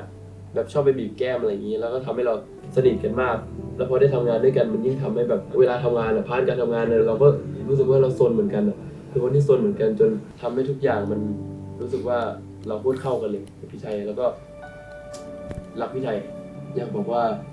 ขอโทษที่บางทีแกล้งพี่ไทยเยอะแล้วก็ชอบแซวพี่ไทยแกล้งพี่ไทยจนพี่ไทยไม่รู้ว่าอันไหนจริงอันไหนเล่นคืออยากขอโทษก็อยากบอกว่าความจริงรักพี่ไทยมากเคยนั่นดิตอนนั้นที่ผมเข้าในลิฟต์อ่ะผมเข้าไปในลิฟต์แล้วกอริลล่าอยู่อีกไม่ตอนนั้นพี่ไทยเป็นแค่หวัดใหญ่จำได้กำลังโทรหาใครก็ไม่รู้บอกกำลังขึ้นไปใส่หมวกสีแดงๆไม่นั้นกอริลล่าไม่หรอไม่พิมพ์ขึ้นไปกับพี่ไทย2 คนเลยเดินมาอย่างห้าวจัดเลยถ้าเดินอ่ะคุณแล้วแต่ไม่ได้เก๊กแล้วก็ที่เดินเข้าผิดห้องอ่ะจำได้แล้วเดินออกไปเลยนึกว่าใครเดินมาวะ พี่ไทยเป็นคนที่เปิ้ลทำงานด้วยบ่อยที่สุดในทุกมิชชั่นตั้งแต่มิชชั่น2มิชชั่น3มิชชั่น5แล้วก็มิชชั่น6ตอนที่แบบอยู่มิชชั่น2อ่ะตอนเพลงเลือดกูบีอ่ะเปิ้ลก็ยังรู้สึกว่าก็ไม่ได้สนิทกับพี่ไทยขนาดนั้นตอนนั้นนะแต่ก็แบบรู้สึกว่าเป็นพี่ไทยเป็นคนที่เปิ้ลเข้าด้วยได้มากที่สุดในกลุ่มบีตอนนั้นเป็นคนที่เปิ้ลสนิทด้วยที่สุดแต่ก็ยังไม่ได้ถึงขั้นที่สนิทแบบเหมือนภูกับพีมอะตอนแรกจนมามิชชั่น5นี่แหละที่แบบอยู่ดีๆเราก็คุยกันเยอะอยู่ดีๆก็แบบมีเรื่องปรึกษากันเยอะแล้วก็สนิทกันมากขึ้นเรื่อยๆรู้สึกว่าสนิทกับพี่ไทยมากๆแต่พี่ไทยก็จะมีนิสัยที่แบบมีความตลกอะเซนส์วาไรตี้อะมีความแบบอยู่ด้วยแล้วคนจะขำเหมือนพีมอะคือพี่ไทยทำอะไรก็จะดูแบบตลกไปหมดแต่พี่ไทยก็จะมีแบบข้อเสียอยู่เหมือนกันที่แบบพี่ไทยจะชอบใจร้อนบ้างแล้วก็พี่ไทยเป็นคนขี้หน่อยมากชอบเก็บทุกคำพูดมาคิดไม่ค่อยดีเท่าไหร่คิดในทางลบก็อยากจะบอกพี่ไทยว่าแบบเอาจริงๆเราไม่ต้องคิดอะไรมากเราแบบแค่ปล่อยวางบางทีแบบไม่ต้องคิดอะไรมากแล้วก็ไม่อยากห่างกับพี่ไทยอยากเดบิวต์พี่ไทยอยู่พี่ไทยแล้วมันคนละมูดกับเวลาอยู่กับเพื่อนๆที่อยู่เท่ากันอยู่กับพี่ไทยมันเป็นอีกมูดนึงซึ่งเปิ้ลชอบมากๆตั้งแต่วันแรกที่ผมรู้จักพี่ไทยผมเห็นคาแรคเตอร์ผมเห็นอะไรผมรู้สึกว่าคนนี้แหละผมจะต้องเป็นเพื่อนกับคนนี้ได้ผมรู้สึกว่าเขาเหมือนผมแบบอยู่ที่โรงเรียนเขาต้องเป็นแบบผมรู้สึกว่ามีความแบบคล้ายกันเลยก็เลยรู้สึกว่าผมจะคลิกกับคนนี้ได้ไวพอมาทำจริงๆอ่ะผมรู้สึกว่าเหมือนกลายเป็นพี่ไทยก็มีกำแพงผมก็แบบไม่กล้าทลายกำแพงนั้นผมรู้สึกว่ามันก็มีบางอย่างแบบผมไม่รู้ว่าเขาจริงใจกับผมจริงไหมอะไรอย่างนั้นอ่ะแต่พอเข้าบ้านมาปุ๊บอ่ะผมก็รู้สึกว่าตอนแรกๆก็เราก็ไม่ได้คุยกันเหมือนเดิมนั่นแหละแต่พอมาถึงพาร์ทที่ผมบอกว่าแบบมันมีพาร์ทเปิดใจกับพี่ฮาร์ทกับพี่ไทยอย่างนั้นอ่ะรู้สึกว่าพาร์ทนั้นมันเป็นพาร์ทที่ผมคุยไปด้วยผมก็คลิกกับพี่ไทยมากขึ้นอ่ะเหมือนพี่ไทยก็รู้มุมมองผมมากขึ้นแล้วตอนแรกพี่ไทยคงไม่คิดว่าผมคิดอย่างนี้อะไรอย่างนั้นอ่ะแล้วกลายเป็นว่าเราชอบคิดอะไรเหมือนๆกันผมกับพี่ไทยจะมีความคิดแบบเหมือนเป็นคนนิสัยคล้ายๆกันอ่ะแล้วก็จะคิดเหมือนๆกันอ่ะแต่ว่าไม่ได้พูดกับใครแล้วพอพูดกัน2 คนก็แบบเฮ้ยว่ะพี่คิดเหมือนผมใช่ป่ะเอาจริงๆใช่ไหมมันคิดเหมือนกันอย่างเงี้ยมันจะมีความแบบคิดเหมือนกันอ่ะก็รู้สึกว่าก็ผมก็คิดไม่ผิดที่แบบจะคลิกกับพี่ไทยแต่แรกผมก็รู้สึกว่าผมคลิกกับพี่ไทยมากขึ้นเยอะเลยแล้วก็เหมือนก็ได้อยู่กับพี่เขามากขึ้นด้วยแหละแล้วก็ได้เล่นกับพี่เขามากขึ้นด้วยแล้วก็มีอะไรพี่ไทยเขาก็คุยกับผมมากขึ้นผมก็รักพี่นะพี่ก็ไม่รู้พี่รักผมไหมแต่ผมรู้สึกว่าผมรักพี่อ่ะคือเฟรมอยากมีพี่ชายแบบพี่ไทยมากๆเลยอ่ะคือเขาเป็นคนที่ทั้งขี้เล่นตลกแล้วก็แบบมีอารมณ์ที่เรียกว่าเป็นพี่ที่โตแบบสามารถดูแลน้องได้ในมิชชั่นแรกเราได้มีโอกาสมาสนิทกันแบบสนิทกันมากๆเลยพี่ไทยคือคนที่จริงใจที่สุดกับเฟรมในรายการนี้แล้วก็รู้สึกว่าอยากมีแบบต้องการคนแบบพี่ไทยในชีวิตแล้วก็เราอาจจะไม่ค่อยได้อยู่ด้วยกันบ่อยเพราะว่าเฟรมกับพี่ไทยอยู่คนละทีมในหลายๆมิชชั่นแล้วก็เวลาเราจะคุยกันจะเจอกันก็เป็นเวลาที่มันคือเวลาที่เราต้องพักผ่อนแล้วอะแล้วแบบทั้งเฟรมกับพี่ไทยก็ไม่อยากจะรบกวนเวลาพักผ่อนกันและกันทำให้เราไม่ค่อยได้คุยกันเท่าไหร่ในหลังๆมาตั้งแต่มิชชั่น2บางครั้งที่เฟรมกลับมาเจอพี่ไทยที่บ้าน789 แล้วเฟรมอยากจะแบบเข้าไปคุยอยากจะเข้าไปกอดมากแบบเฟรมคิดถึงมาก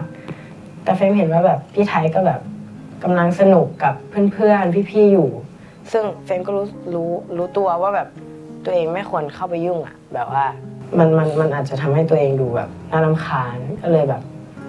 หาห้ามใจตัวเองมาตลอดแบบไม่ค่อยได้อยู่กับพี่ไทยเท่าไหร่แต่ว่าพยายามแอคอะแบบทำให้ตัวเองดูโตอะทั้งที่ความจริงเฟรมแบบอยากมาเป็นน้องให้แบบพี่ไทยดูแลมากเลยอะ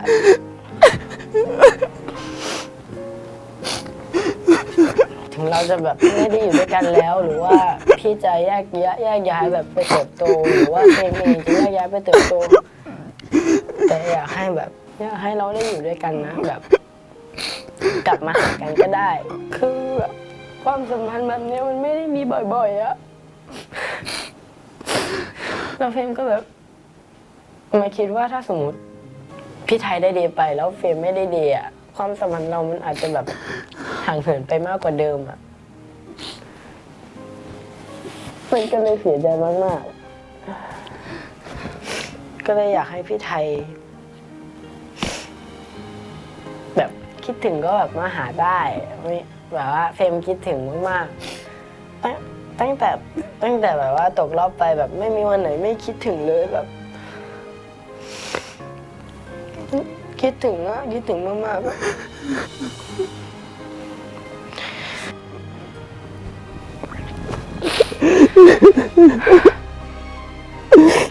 สู้ๆนะพี่ไทยเฟรมรักพี่มากๆนะ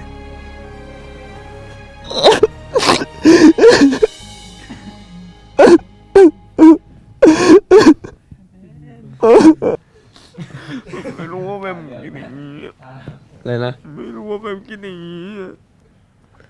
บางคนอื่นพอรู้อยู่แล้วว่าคิดแบบนี้แต่แม่ไม่คิดว่าแม่กินแบบนี้ ก็เข้าใจน้องมันแล้วไงก็เดี๋ยวทีหลังเจอน้องมันก็แค่ก็ไม่หามัน คนอื่นตังต้องเสียเซลล์หมดแล้วว่าร้องไห้หน้าเป็นตูดอะ เทเลน ไทยพี่ไทยรอเสมอในใจผมเนี่ยมันคิดมากแล้วจัง จริงคิดออกเลยเนี่ย ลองไม่คิดดู ก็นี่ก็ไม่คิดอะไรนะนี่ ไม่คือไม่ได้ติดเรื่องหน้าติดเรื่องพูดไม่รู้เรื่องเลยเวลาร้องอ่ะ หลังมิเทน2มาก็ไม่อยากเอาจริงผมความรู้สึกพี่แบบเหมือนเดิมเลยเวลาอยู่กับเฟรมรู้สึกว่ามันก็เวลาอยู่กับเฟรมก็สนิทเหมือนเดิมไม่รู้ว่าทำไมเฟรมถึงคิดว่าแบบว่าพี่ห่างกับเฟรมหรือไปสนิทคนอื่นเอาจริงมันก็ว่าพี่อยู่กลุ่มอื่นไงมันเลยต้องแบบคุยกับคนอื่นด้วยอะไรเงี้ยไม่ได้แบบเอาจริงมันก็สนิทกับเฟรมเหมือนเดิมแหละแต่ก็แค่บอกว่ารักเฟรมเหมือนกันไม่อยากจะสนิทกับเฟรมเหมือนกันแหละไม่ได้อยากแค่ทำเพราะว่าเป็นพี่เขาอยากสนิทนั่นแหละไม่รู้ว่าเฟรมจะไม่รู้ว่าพรุ่งนี้จะได้ถึงเฟรมไหมนะฮะแต่ก็ถ้าไม่ถึงก็ฝากส่งให้เฟรมด้วยเอาจริงพีเป็นคนที่ผมแรกๆกับผมไม่กล้าเข้าหาพีเลยเพราะว่าดูพีเป็นคนที่แบบถ้าอยู่ในภายนอกเขาเป็นคนที่แบบดูแบบยิงๆหน่อยถ้าพูดตามความจริงแต่พอผมรู้จักพีหรือได้คุยกับพีวัน2 วันเท่านั้นแหละอันนี้ผมรู้สึกว่าคนนี้เป็นคนที่ผมสนิทอนาคตจะสนิทแน่นอนเพราะด้วยนิสัยด้วยคาแรคเตอร์เนี่ยผมคล้ายพีมากแล้วก็เป็นคนที่ผมอยู่ด้วยแล้วผมสบายใจคืออยากมีพีมอยู่ในตอนในชีวิตเรื่อยๆครับรู้สึกว่าพีมเป็นคนที่ดีคนหนึ่งสร้างรอยยิ้มแล้วก็เป็นเหมือนคล้ายๆคู่หูผมในชีวิตประจำวันพี่แบบรักพีมอ่ะแบบว่ารักพีมจริงแค่อยากบอกพีมว่าอยากสนิทกับพีมเรื่อยๆรู้สึกว่าอนาคตเราน่าจะแบบสนิทกันแล้วก็ทำความรู้จักกันได้มากขึ้นอาจจะมีอะไรดีๆต่อกันหรือแบบมันทำให้เราสนิทกันมากยิ่งขึ้นเรียนรู้กันได้มากยิ่งขึ้นเพราะว่าไม่รู้ผมรู้สึกผมคลิกกับพีมเนาะพีมก็เป็นคนหนึ่งที่ช่วงแรกๆมันไม่ค่อยได้คุยด้วยพีมก็หน้าตึงมันตัวมาก็หน้าตึงเหมือนกันก็เลยไม่ค่อยได้คุยกันแล้วพอได้คุยกันแล้วก็คลิกกันอ่ะรู้สึกว่าคือพีมเป็นคนตลกมากๆเหมือนกันอ่ะไม่รู้พีมเป็นคนที่คุยเก่งมากๆคือมาอยากเป็นแบบพีมอ่ะคือแบบถ้าบ้านนี้ขาดพีมไปคงแบบเหงามากๆเลยแล้วมาก็คงรู้สึกว่าแบบเหมือนบ้านนี้มันโล่งอ่ะด้วยความที่อยู่ด้วยกันมาตั้งแต่ก่อนเวลาคือตอนรู้สึกว่าตอนนั้นนะพีมมั่นใจในตัวเองมากๆแล้วมันก็ชอบพีมในเวอร์ชันนั้นมากๆอยากบอกพีมว่าเครียดได้ล้มได้แต่ว่าลุกกลับมาให้ไวคือไม่อยากให้พีมแบบมั่นใจแล้วก็ทำทุกอย่างให้เต็มที่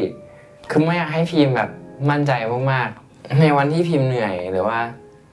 ล้มหรือพิมพ์เหนื่อยหรือว่าพิมพ์ท้อแท้อะไรเงี้ยพิมพ์ก็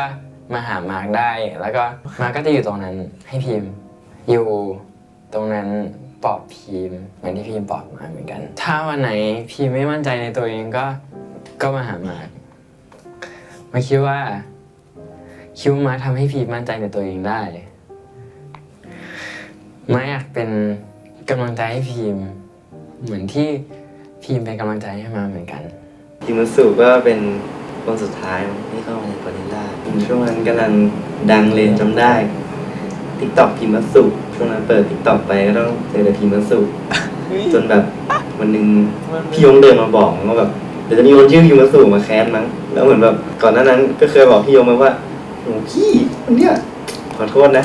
โคตรขี้แอคเลยพี่จำได้เลยครั้งแรกที่เจอพิมพ์สุตอนนั้นนั่งอยู่หน้าโซฟาในบ้านนี้นั่นแหละแล้วกำลังจะเข้าไปเรียนร้องเพลงพิมพ์สุเดินมาแบบเดินเปิดประตูมาโอ้โหแล้วก็มองแบบมองอย่างเงี้ยแล้วผมก็แบบมองไปนี่ใครวะทำไมมันหน้าคุ้นๆเหมือนแบบคุ้นๆแบบคุ้นมากว่าช่วงนั้นเปิด TikTok ไปก็เจอแล้วก็ได้เจอจนได้พิมพ์สุตัวจริงพอได้มารู้จักทีมจริงๆแบบทีมเป็นคนที่แบบเข้าหาง่ายมากแล้วก็รู้สึกว่าเป็นคนที่แบบถ้ามีอยู่อ่ะมันจะไม่เครียดเพราะว่าเป็นคนที่รู้สึกว่าทำให้ผมหัวเราะได้ตลอดเวลาตอนช่วงเข้ามาใหม่ๆแล้วก็คิดว่ายังเต้นไม่ค่อยได้แล้วก็ร้องเพลงไม่เป็นใช่ไหมแต่แบบรู้สึกว่าชอบในความที่แบบพยายามมันจะมีช่วงหนึ่งที่แบบได้ทำโชว์เคสด้วยกันเพลงดิ้งดองกับเพลง Bounce เหมือนนั่นเป็นแบบเป็นครั้งนั้นเป็นครั้งที่แบบทำให้เราได้แบบสนิทกันมากขึ้นจนถึงทุกวันนี้ก็แบบสนิทกันสุดๆเป็นเรียกว่าน้องดีไหมเรียกว่าเพื่อนแล้วกันเพราะว่าก็ไม่เรียกพี่อยู่แล้วรู้สึกว่าเป็นเพื่อนที่แบบสนิทมากๆอีกคนหนึ่งเพราะว่ามีอะไรหลายๆอย่างที่คลิกกันแต่ก็บอกไม่ถูกรู้สึกว่ามีทีมก็สบายใจตอนเห็นภาพพิมพ์ใน TikTok อ่ะรู้สึกว่าแบบน่าจะเป็นคนขี้เก๊กหน่อยเป็นคนแบบแอคอะไรเงี้ยเป็นคนเข้าถึงยากแต่แบบมองออกอยู่ว่าพิมพ์น่าจะเป็นคนที่น่าจะเข้าด้วยแบบมีเซนส์ว่าเดี๋ยวคนเนี้ยเราต้องสนิทด้วยอ่ะจนได้มาสนิทกันขึ้นช่วงเข้าบ้านเพราะเหมือนแบบมันผ่านมิชชั่นมาเรื่อยๆเรื่อยๆอ่ะแล้วด้วยความที่เราอายุเท่ากันมั้งแล้วเราแบบเราน่าจะคุยภาษาเดียวกันรู้เรื่องอ่ะเราเป็นเด็กประเภทคล้ายๆกันคือกับพิมมีความโตมาคล้ายๆกันอ่ะรู้สึกว่าคนนี้คือเพื่อนที่แบบเราน่าจะสนิทด้วยมากๆคนหนึ่งเอาจริงรู้สึกว่าพิมเป็นคนที่ตอบตลอดว่าแบบอยากดีด้วยตั้งแต่เขาสัมภาษณ์ตั้งแต่ครั้งแรกเลยช่วงแรกๆที่เข้าบ้านมาคนที่จะมาปลุกไป isolation ตอน 10 โมงเช้าอ่ะก็คือพิมก็คือช่วงนั้นพิมก็มาปลุกบ่อยใช่ก็รู้สึกว่าพี่ปลุกแบบจริงคิดไม่ถึงว่าพิมจะเป็นคนที่จะมาคอยปลุกคนอื่นจะมาคอยแบบเตือนคนอื่นเรื่องพฤติกรรมอะไรเงี้ยพอได้ยินอย่างนั้นจากพิมก็รู้สึกดีที่แบบพิมมันเป็นคนแบบคล้ายๆเราเหมือนกันคือรู้สึกว่าพิมกับเป็นคนที่แบบทะเลาะกันได้ถ้าทะเลาะกันได้ไม่ถึง10 นาทีก็ดีกันแล้วอ่ะก็เลยรู้สึกว่าพิมเป็นเพื่อนที่รู้สึกว่าสนิทที่สุดใน789มันรักทุกคนอยู่แล้วแค่ต่อหน้าเราไม่พูดกันเพราะว่าพฤติกรรมเรามันเป็นอย่างนี้กันทุกคนเลยเราก็เลยไม่ค่อยพูดกันว่ารักแต่ว่าพี่พูดตลอดรู้ว่าทุกคนรักแล้วก็รู้ว่าทุกคนก็รู้ว่าพิมรักโอเคคมกิบไปรู้สึกว่าคอปเปอร์เป็นคนที่ตอนแรกเรายังไม่สนิทกันเลยก่อนเข้าบ้านเรายังไม่สนิทกันเลยคือตอนอยู่กลุ่ม9ผมยังไม่สนิทกับคอปเปอร์เลยนะเหมือนเราทำตัวสนิทกันเฉยๆแต่คือเรายังไม่ฟอร์IGกันเลยอะไรเงี้ยพิมได้คุยกับคอปเปอร์ครั้งแรกตอนที่ประกาศเลือก6 คนจากไดเรคเตอร์ตอน EP 1พออยู่ด้วยกันไปอยู่ด้วยกันมามันรู้สึกว่าเราคนประเภทเดียวกันว่ะที่แบบอยู่ด้วยกันได้แล้วคือคอปเปอร์เป็นคนที่เอาจริงผมรู้สึกว่าผมสนิทที่สุดใน24 เทนนีแล้วก็เป็นคนหนึ่งที่ผมแบบอยากใช้ชีวิตกับเขาต่อแบบเพื่อนไปเรื่อยๆในชีวิตรู้สึกว่าคนนี้เป็นเพื่อนที่จะไม่จบแค่แบบเรามาทำงานด้วยกันจะเป็นเพื่อนที่แบบเราจะใช้ชีวิตกับเขาไปตลอดเอาจริงๆผมรู้สึกใส่ใจมันมากๆแล้วก็รู้สึกว่าโคตรรักคนที่ชื่อคอปเปอร์แบบโคตรรักเปอร์เลยที่เป็นเพื่อนรู้สึกแบบโคตรดีใจที่ได้เจอกับนั่นแหละไม่พูดเยอะ เลยกูรักมึงนะอย่าทิ้งกูไปไหนแล้วกันมึงไม่ทิ้งกูกูไม่ทิ้งมึง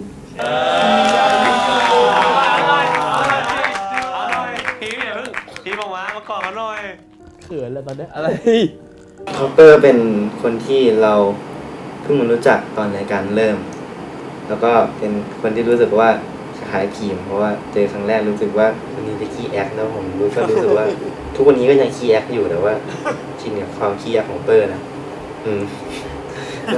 แล้วดูจริงเปอร์เป็นคนที่แบบสนิทด้วยเร็วมากเพราะว่าตั้งแต่เข้าบ้านมาเราก็แบบเป็นรูมเมทกันเลยจนถึงทุกวันนี้ก็แบบนอนเตียงเดียวแล้วรู้สึกว่ามันมีช่วงนี้ที่แบบเรานอนด้วยกันแทบทุกวันเลยจนถึงทุกวันนี้ก็แบบยังนอนด้วยกันอยู่เพราะว่าจริงมันไม่ค่อยชินที่แบบถ้าสมมติแบบเปอร์ไม่นอนอยู่ข้างๆพูดอย่างนี้ไปก็จะโดนล้อก็เป็นเพื่อนอีกคนหนึ่งที่แบบรักมากๆใช่ไหมครับพึมพำบอยส์ก็จริงๆเป็นคนที่แบบรู้สึกว่าเก่งมากๆแล้วก็น่าจะแบบเก่งได้กว่านี้แบบเยอะมากๆเพราะว่ารู้สึกว่าเป็นคนที่คล้ายพีมมากคือแบบคือร้องก็ร้องเก่งมากอยู่แล้วถึงตอนแรกเต้นไม่เป็นแต่ตอนนี้ก็รู้สึกว่าเต้นได้ดีมากแบบพัฒนาขึ้นแบบดีมากก็แบบสรุปคือนอนไม่หลับวะถ้านอนคนเดียวอะ ครับ เปอร์ก็เป็นคนสุดท้ายที่เข้ามาในเซต10 คนสุดท้ายเป็นน้องที่รู้สึกว่ามีอะไรคล้ายๆกันเยอะทั้งแบบอาจจะเป็นพี่ชายที่มีน้องสาวชอบกินเหมือนกันหลายคนก็บอกว่าหน้าเหมือนกันอีกแฟนคลับบางทีเรียกหาสลับกับเปอร์ด้วยคือเปอร์ก็แบบเป็นน้องที่อยู่ด้วยกันแทบจะตลอดเพราะว่าชอบกินเหมือนกันแล้วเราก็เลยกินกันแทบตลอดเวลาอยู่แล้วก็เลยแทบจะอยู่ด้วยกันตลอดก็คืออาจจะสนิทกับเปอร์ด้วยการกินนี่แหละแบบเข้ามาแรกๆก็พาเพื่อนไปกินบูโกกิพอไปกินข้าวมันไก่ด้วยกันครั้งนั้นก็แบบรู้แล้วว่าแบบมาสายนี้ขึ้นแบบสายกินชัวร์แล้วก็แบบเปอร์ก็ได้ทำงานด้วยกันบ่อยตอนแบบมิชชั่น3ถ้าไม่นับแบบปีเปอร์ก็ทำงานด้วยกันตั้งแต่แบบที่ไม่รักจินยูสแล้วก็แบบกลุ่ม S อะไรอย่างงี้แล้วก็มิชชั่นนี้ก็รู้สึกผูกพันกับมันไปแล้วอ่ะถ้าไม่ได้อยู่ด้วยกันนานๆคงรู้สึกแปลกๆตอนที่มาเจอคอปเปอร์ตอนแรกๆอ่ะคือรู้สึกว่าคือด้วยความที่แบบ position เดียวกันเนาะอาจจะมีความแบบตึงๆอาจจะมี tension ระหว่างเราอะไรเงี้ย tension ไม่อ่านหรอก ก็คือแบบมาเห็นคอปเปอร์มันก็รู้สึกว่าเฮ้ยเปอร์มันเป็นเด็กที่น่ารักดีนะไม่ได้แบบมองเปอร์ว่าแบบเขาเป็นคู่แข่งที่แบบมาต้องเอาชนะอะไรเงี้ยขนาดนั้นเอาจริงๆช่วงแรกที่เราเข้าบ้านมาเราไม่ได้คุยกันบ่อยขนาดนั้นแต่ด้วยความที่แบบกลุ่มเพื่อนเป็นกลุ่มเดียวกันอ่ะก็เลยทำให้เราแบบได้คุยกันมากขึ้นมาช่วงแรกๆรู้สึกว่ามาร์คสนิทกับเปอร์มากๆเลยตอนช่วงหลังแบทเทิลอ่ะก็คือเอาจริงๆว่าตอนนั้นคือแบบดีใจมากเลยที่แบบเราคุยกันแบบเปิดใจคุยกันเปอร์ก็เป็นอีกคนหนึ่งที่มารู้สึกเหมือนเปอร์เป็นน้องมาแล้วเปอร์ก็แบบเป็นคนที่มาเอ็นดูมากๆเลยรู้สึกว่ามาชอบฟังเปอร์เล่าเรื่องราวชีวิตของตัวเองมากๆเลยรู้สึกว่ามาร์คมีอะไรมาร์คก็พูดกับเปอร์ตรงๆแล้วเปอร์มีอะไรเปอร์ก็พูดกับมาตรงๆก็จะพูดถึงพี่มาร์คว่าแบบtension แบบแปลว่าอะไรนะ ความตึงอะ ความตึงระหว่างเครียดคือเอาจริงยอมรับตรงๆว่าช่วงแรกๆแบบเปอร์ก็ไม่ค่อยกล้าคุยกับพี่มาร์คเท่าไหร่เพราะว่าก็ด้วยความที่แบบเราอาจจะดูเป็นคู่แข่งกันแล้วก็แบบด้วยความที่แบบพี่มาร์คดูน่ากลัวเวลามองไปแบบสายตาพี่มาร์คเนี่ยขนาดพี่มาร์คมองหน้าเปอร์ตอนนี้เปอร์ก็ยังไม่ค่อยกล้ามองหน้าเลย เวลาแบบใครพูดอะไรเปอร์ก็จะแบบคอยอยู่ข้างพี่มาร์คตลอดเหมือนกันก็เหมือนแบบก็นั่นแหละไม่พูดอะไรเยอะก็รักนะ bro รักเหมือนกันครับ bro คอปเปอร์แบบคือเราก็รู้จักมากันนานมากแล้วว่าเราแข่งด้วยกันใน The Star Idol เนาะคือเราก็เป็นแบบเด็ก2 คนในกลุ่มที่แบบมีแต่พี่โตๆใช่ไหมแล้วเราก็เลยแบบคุยกันเป็นเพื่อนกันแล้วรู้สึกว่ามันก็เป็น feeling ที่แปลกนะที่เจอที่เห็นคอปเปอร์มาขนาดเนี้ยคือพอย้อนกลับไปดูตอนนั้นน่ะแบบมันเหมือนคอปเปอร์มาไกลมากเลยรู้สึกภูมิใจคอปเปอร์มากที่แบบทำได้ขนาดเนี้ยคือตอนนี้แค่รอเดบิวต์แล้วอะรอเพื่อเดบิวต์อย่างเดียวเหลืองนะแต่ก็แค่อยากบอกว่าคอปเปอร์เป็นเพื่อนที่แบบดีมากเป็น my idol Yes Copper is my idol for singing What you mean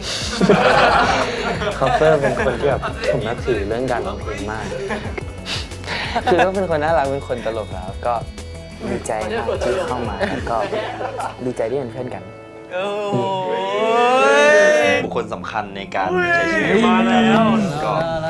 ขอพูดถึงฮาร์ดครับฮาร์ดถือว่าเป็นเพื่อนคนแรกของผมเลยในแบบในโปรเจกต์นี้ผมบอกฮาร์ดตั้งแต่วันแรกเลยว่าไม่ต้องเรียกพี่ก็ได้เป็นเพื่อนกันเลยไม่ต้องแบบเรียกว่าพี่เพราะว่ารู้สึกอยากให้ฮาร์ดสนิทกับผมเพราะตอนนั้นรู้สึกถูกชะตาละฮาร์ดคนนี้นะฮาร์ดไหนชื่อฮาร์ดนี่โอเคอยากเป็นเพื่อนกับคนนี้นี่ฮาร์ดเป็นอีกคนที่แบบสนิทกับผมไว้มากๆเคยพูดกับฮาร์ดไว้ตอนแบบวอล์กวันวาเลนไทน์ว่าเนี่ยแบบก็ขอบคุณที่แบบเป็นเพื่อนร่วมทีมที่ดีซึ่งฮาร์ดเป็นแบบนั้นจริงๆแล้วก็ฮาร์ดเป็นเพื่อนร่วมทีมที่ดีมากมาตลอดถึงแม้จะไม่เคยทำมิชชั่นด้วยกันก็ขอบคุณฮาร์ดที่แบบอยู่ด้วยกันมาตั้งแต่แรกมาตลอดไม่ว่าจะแบบมีเรื่องอะไรฮาร์ดจะเป็นที่ปรึกษาที่ดีมากๆตั้งแต่แบบเข้ามาโปรเจกต์นี้ก็เพื่อนผมจะอยู่เชียงใหม่ใช่ไหมแล้วพอแบบย้ายมาอยู่กรุงเทพก็จะไม่มีใครที่แบบคิดว่าแบบจะสามารถพูดด้วยแบบปรึกษาหลายๆเรื่องได้ฮาร์ดก็จะเป็นหนึ่งในเพื่อนที่แบบผมเลือกที่จะปรึกษาแบบอันดับต้นๆว่าแบบผมจะควรจะทำยังไงในเรื่องนี้ดีนะอะไรแบบนี้นะแล้วฮาร์ดจะเป็นคนที่แบบให้ความปรึกษาที่ดีมากๆแบบเขา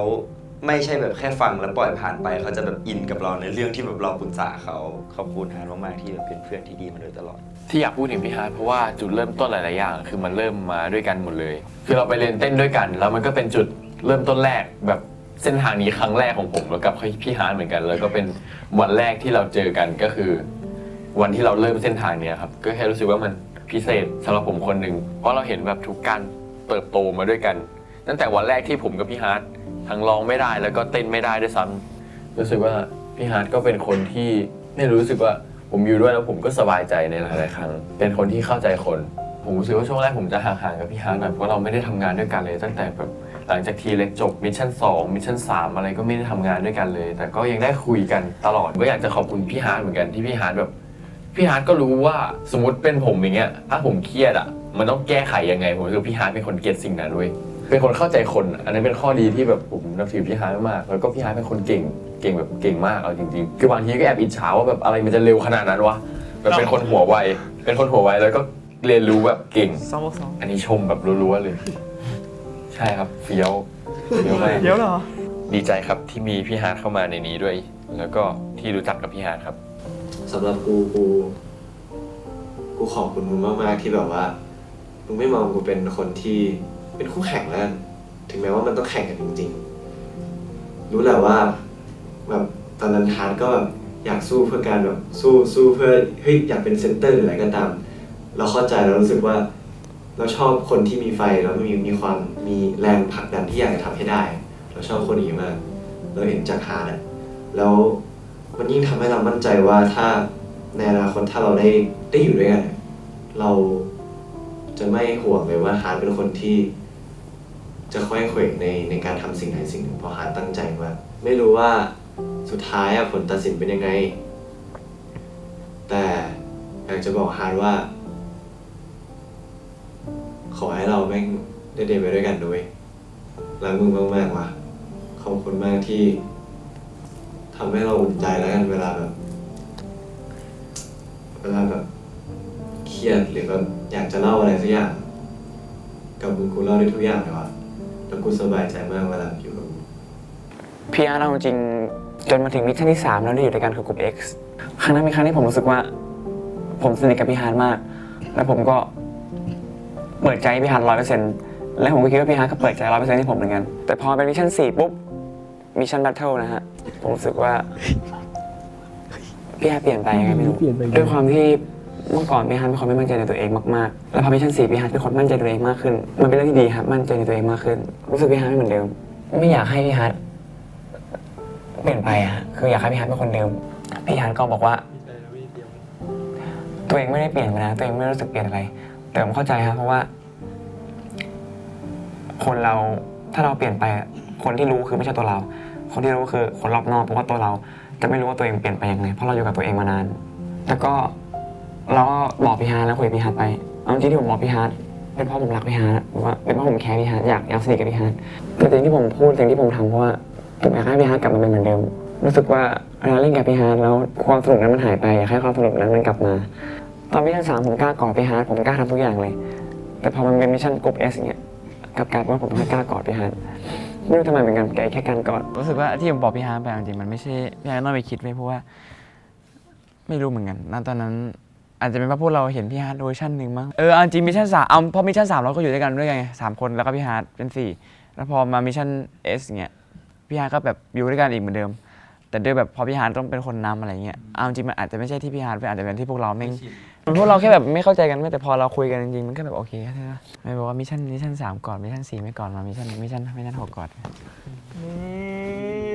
อย่าเก่งดิพี่ไทยอย่าเก่งเก่งมากพี่ไทย อ๋อ พี่อาร์ตก่อนหน่อยมาพี่อาร์ตวีเนเวอร์อะไรนะ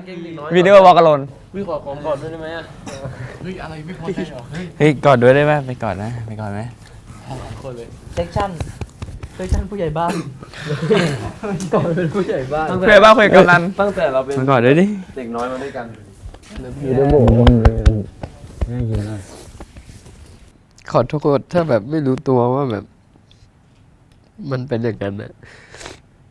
คือไม่ได้อยากให้ทุกคนคิดแบบนั้นนะ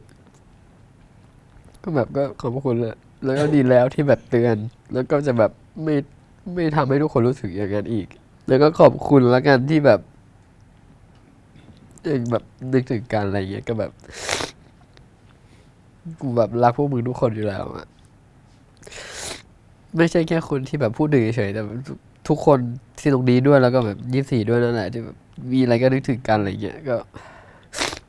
ขอบคุณจริงๆที่แบบไม่ทำให้รู้สึกว่าอยู่ตัวคนเดียวเจ๋งเลย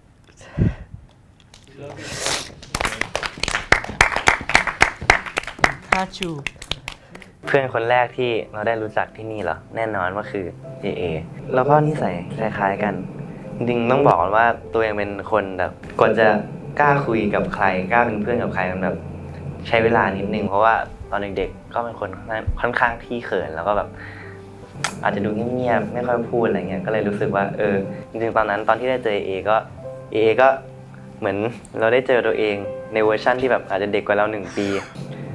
จริงๆเอเป็นคนที่อยู่มาด้วยนานที่สุดแล้วก็เหมือนเราก็โตมาด้วยกันแล้วก็พัฒนามาด้วยกัน วันแรกที่ได้เจอกับเอก็คือวันที่แบบว่าเหมือนตอนนั้นก็ตื่นเต้นเพราะว่าแบบไม่ยังคิดว่าแบบตัวเองเขาแบบเป็นแค่แบบเทรนนีตัวน้อยๆกับเทรนนีที่แบบอยู่มานานแล้วอะไรเงี้ยรู้สึกว่าน่าจะคุยกับเขาได้ไหมนะพอเอเดินลงมาแบบอยากคุยกับเอจังเลยอยากลองสนิทด้วยจังเลยแต่พอทักเอปุ๊บเอหันมาแล้วเอก็เดินไปเลยเออยากคุยกับเอสักหน่อยแต่ก็สุดท้ายก็ได้มาอยู่ทีมเดียวกันทีม7ก็คิดว่าตอนนี้ก็ไม่ได้คิดนะว่าแบบจะเป็นเอนะเพราะเอดูเป็นคนที่แบบมีแบบว่าเขาเรียกว่าอะไรกำแพงที่แบบมันหนามากที่แบบจะทำให้ชีแบบผลักเข้าไปได้แต่พออยู่ทีม7มาเรื่อยๆก็แบบเห็นความเป็นเอขึ้นเรื่อยๆก็พอรู้จักเอจริงเอก็แบบเป็นคนที่แบบก็คุยได้ไม่ได้บอกว่าดูแบบกำแพงสูงเลยขนาดนั้นแบบว่าเราก็คุยกันเรื่อยๆมันก็แบบมันก็เป็นเพื่อนคนหนึ่งที่น่ารักคนหนึ่งนะรู้สึกว่าแบบถึงเอจะแบบดูแบบไม่ค่อยพูดเงียบๆแต่รู้สึกว่าอะไรก็ไม่รู้ที่ทำให้ชีรู้สึกว่าอยากจะเข้าไปแกล้งเอตลอดแล้วก็เข้าไปแกล้งเรื่อยๆเข้าไปอยู่ด้วยกันเรื่อยอยู่ดีแล้วก็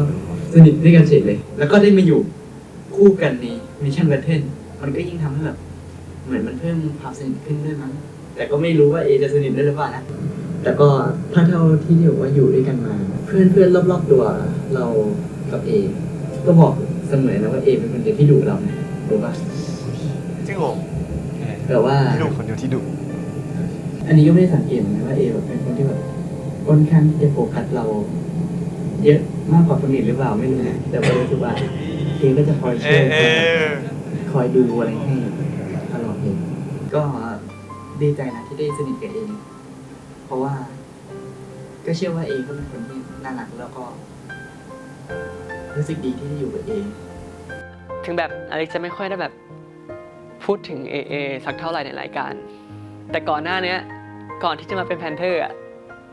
เราเคยฝึกด้วยกันมาก่อน แล้วเอก็เป็นน้องที่น่ารักมากๆเลยจริงๆคือมันมีเวิร์กช็อปหนึ่งจำได้เลยว่าตอนนั้นอ่ะมันคือเวิร์กช็อปที่เราทำก่อนที่จะมาเป็นแพนเทอร์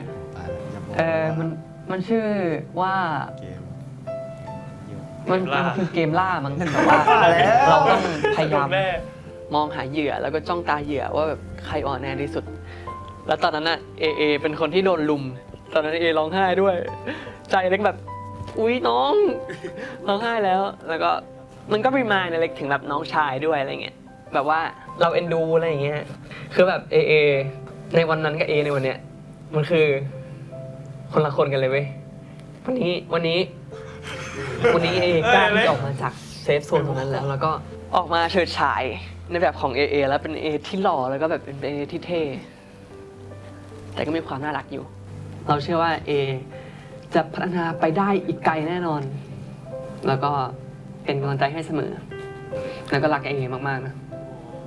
รักเหมือนน้องชายจริงๆเลยวันแรกๆที่เราได้อยู่กับเอก็จะเป็นคนที่แบบไม่ค่อยพูดเลย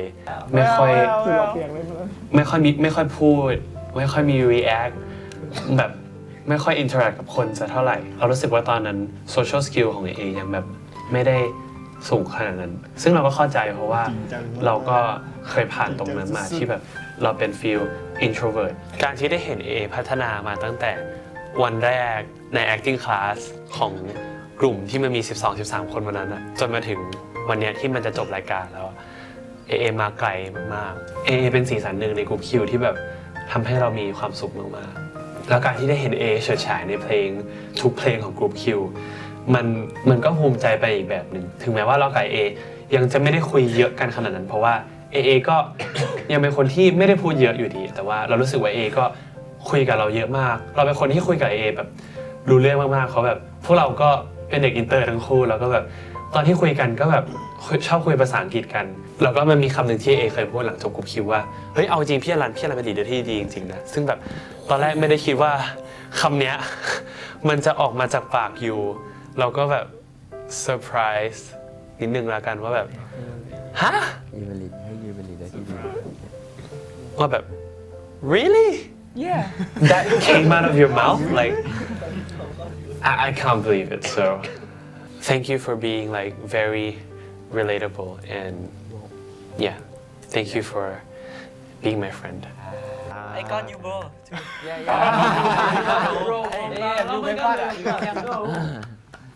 พี่รันก็รู้สึกจริงๆว่าแบบว่าสามารถวิเลตได้หลายๆอย่างตั้งแต่เข้ามาวันแรกแล้วก็เห็นหลายๆอย่างที่พี่รันแบบว่าพูดหรือพี่รันดูหรือใช้อะไรเงี้ยก็เห็นว่ามันคล้ายๆกันใช่ครับขอบคุณครับแล้วก็เป็นลีดเดอร์ที่ดีจริงเห็นด้วยขอพูดถึงพี่อรันแล้วกันจริงๆเวลาที่แบบผมมองเข้าไปในทีมผมรู้สึกว่าพี่เป็นแบบพี่ชายของผมแบบเป็นแบบพี่ชายจริงเพราะว่าถ้าพูดย้อนกลับไปตอนแพนเทอร์พี่ก็จะเป็นคนที่แบบคุยกับทุกคนได้แบบเวลาแบบใครมีปัญหาอะไรก็จะมีถึงพี่เพราะว่าผมรู้สึกว่าพี่เป็นคนที่แบบรับฟังแล้วก็ให้คำปรึกษาได้ดีพี่อรันก็จะมีแบบความแบบอบอุ่นรู้สึกว่าพี่เป็นคนที่แบบอบอุ่นในพาร์ทงานพี่ก็จริงจังมากๆผมเพิ่งจะได้มีโอกาสทำงานกับพี่ก็ตอนทำงานจริงจังตอนกุ๊กคิวตอนนั้นที่เหมือนแบบผมเลือกพี่แล้วแบบเคยเห็นแบบเวลาพี่ทำงานเวลาพี่เป็นลีดเดอร์รู้สึกว่าผมชอบวิธีการทำงานพี่แบบเป็นการทำงานที่จริงใจแล้วก็ได้งานที่มีคุณภาพแต่ก็ยังมีแบบความสนุกด้วยผมรู้สึกว่ามันเป็นการทำงานที่แบบได้อะไรเยอะมากได้เรียนรู้อะไรเยอะมากจากการทำงานของพี่ก็ขอบคุณที่แบบตอนกุ๊กคิวแบบไม่ว่าแบบผมจะแบบบกพร่องตรงไหนแล้วพี่ก็ช่วยแบบเตือนผมตอนนี้ก็มั่นใจกับพี่มากกว่าเดิมเพราะแบบ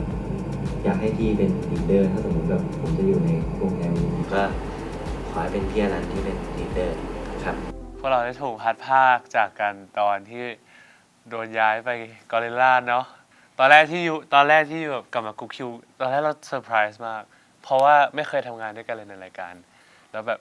ก็คือเคยทำงานกรุ๊ป9แหละแต่แบบมันช่วงมิชชั่นแรกมันยังไม่ได้แบบเด็กๆมาทำงานร่วมกันขนาดนั้นตอนแรกนึกแค่ว่าแบบ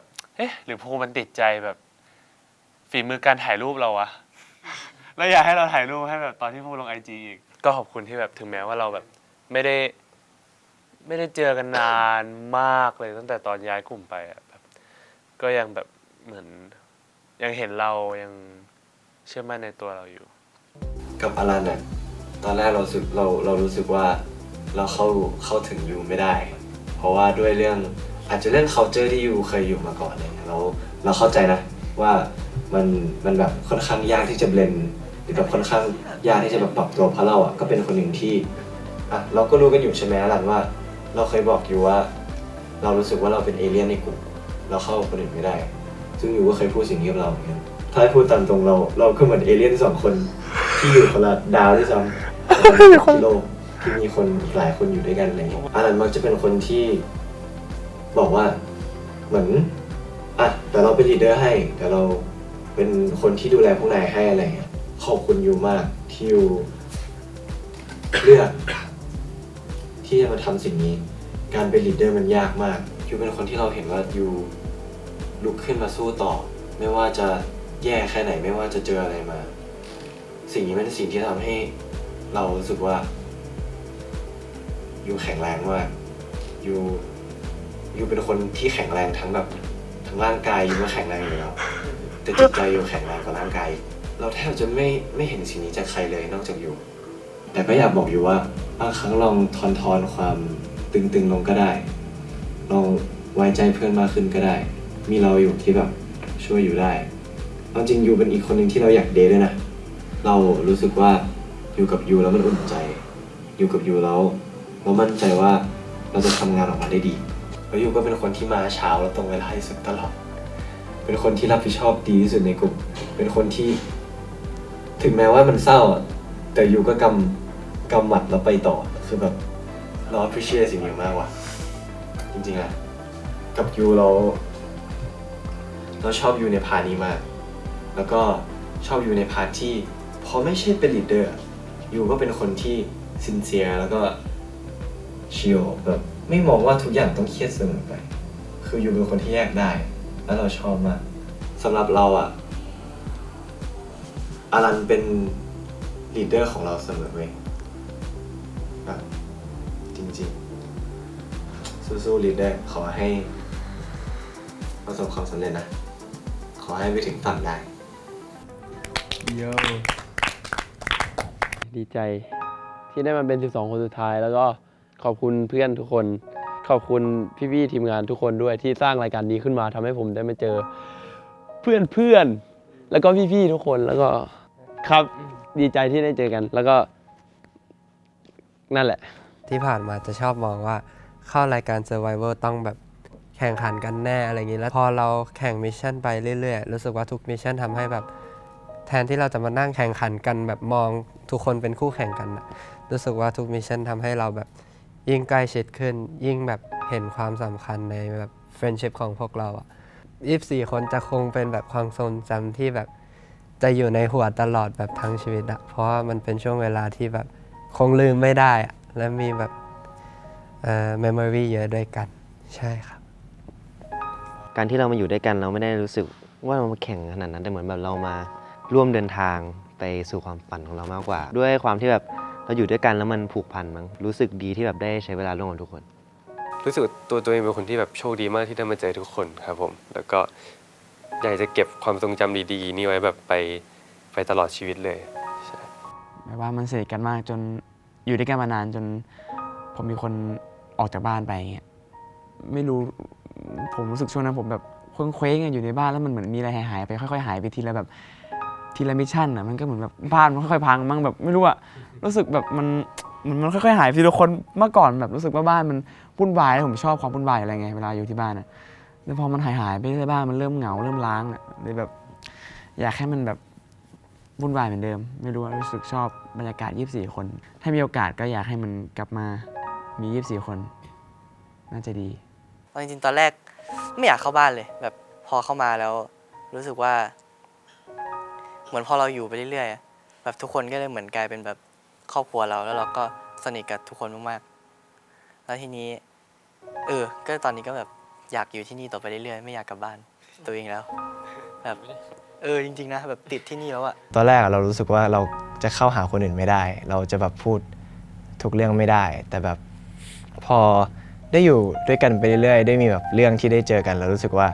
เรากล้าเข้าหาคนมากขึ้น แล้วก็กล้าพูดกับเขามากขึ้นอะไรเงี้ยทำให้เราแบบออกมาจากเซฟโซนตัวเองได้มั้งจากเด็กที่ไม่กล้าคุยกับใครอะได้เป็นเด็กที่แบบกล้าเข้าหาคนมากขึ้น ถ้ายังมีเวลาอยู่ด้วยกันก็อยากจะเดินต่อไปด้วยกันต่อด้วยครับ ทุกคนสนิทกันแบบ24 คนเลยตอนเป็นคนตกรอบเราก็ไม่ได้ดีใจว่าเราจะผ่านรอบไป แต่เราเสียใจว่ามีเพื่อนตกรอบเพราะเราแบบว่าเราสนิทกันทุกคนแต่คิดว่าเดี๋ยวสุดท้ายเราก็จะได้กลับมาเจอ24 คนเพราะว่าแบบว่ามิตรภาพได้ดี ดีใจมากๆที่ได้เจอทุกคนไม่คิดว่าจะคุยกับทุกคนเยอะขนาดนี้ไม่คิดว่าจะแบบสนิทกันขนาดนี้อยากบอกทุกคนว่าแบบไม่ว่าจะนานแค่ไหนอะแบบ friendship เราก็จะยังเป็นแบบนี้อยู่การอยู่ในบ้านอย่างนี้บ้านหลังนี้มันแบบเหมือนอยู่บ้านคือมันก็มีช่วงที่แบบมิชชั่นจบแล้วจะได้กลับไปนอนบ้านใช่ป่ะแต่ว่าพอกลับไปนอนจริงๆอ่ะมันนอนไม่หลับอ่ะมันแบบมันยังไม่พ้นคืนอ่ะแล้วมันก็แบบไม่รู้ว่ามันคิดถึงอ่ะไม่รู้ว่าเพราะอะไรแล้วไม่คิดด้วยว่าตัวเองจะมานั่งคิดถึงไอเด็กพวกเนี้ยแล้วแบบก็ไม่รู้ว่าเพราะอะไรอ่ะแล้วพอมันได้ทำแบบหลายๆอย่างร่วมกันในบ้านทุกนี้แบบกิ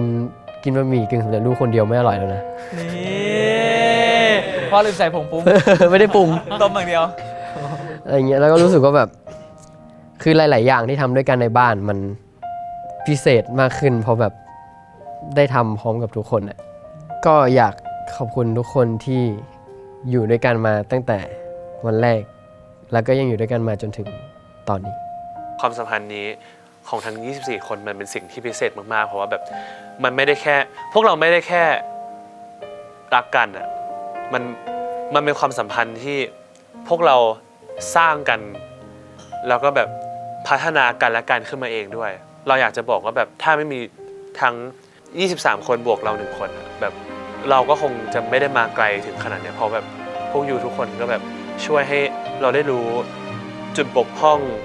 สิ่งที่เราควรจะพัฒนาหรือแบบสิ่งที่เราแข็งแรงอยู่แล้วอะมันทำให้เรารู้จักตัวเองมากขึ้นมันทำให้เราแบบรู้ว่าจะต้องพัฒนาตรงไหนแล้วเราเชื่อว่าทุกคนก็แบบรู้สึกเหมือนกันว่าเพื่อนๆแบบเป็นคนที่คอยช่วยเหลือกันตลอดเราว่าทั้ง24 คนจะไม่สามารถมาถึงแบบจุดเนี้ยที่เรามากันไกลมากๆแล้วอะถ้าไม่มีกันและกันก็ผู้ยูพิเศษสำหรับเรามากเพราะแบบมันหาไม่ได้อีกแล้วอยากจะขอบคุณทุกคนมากๆ รู้สึกว่าตอนเรามี24 คนอ่ะมันเป็นบรรยากาศที่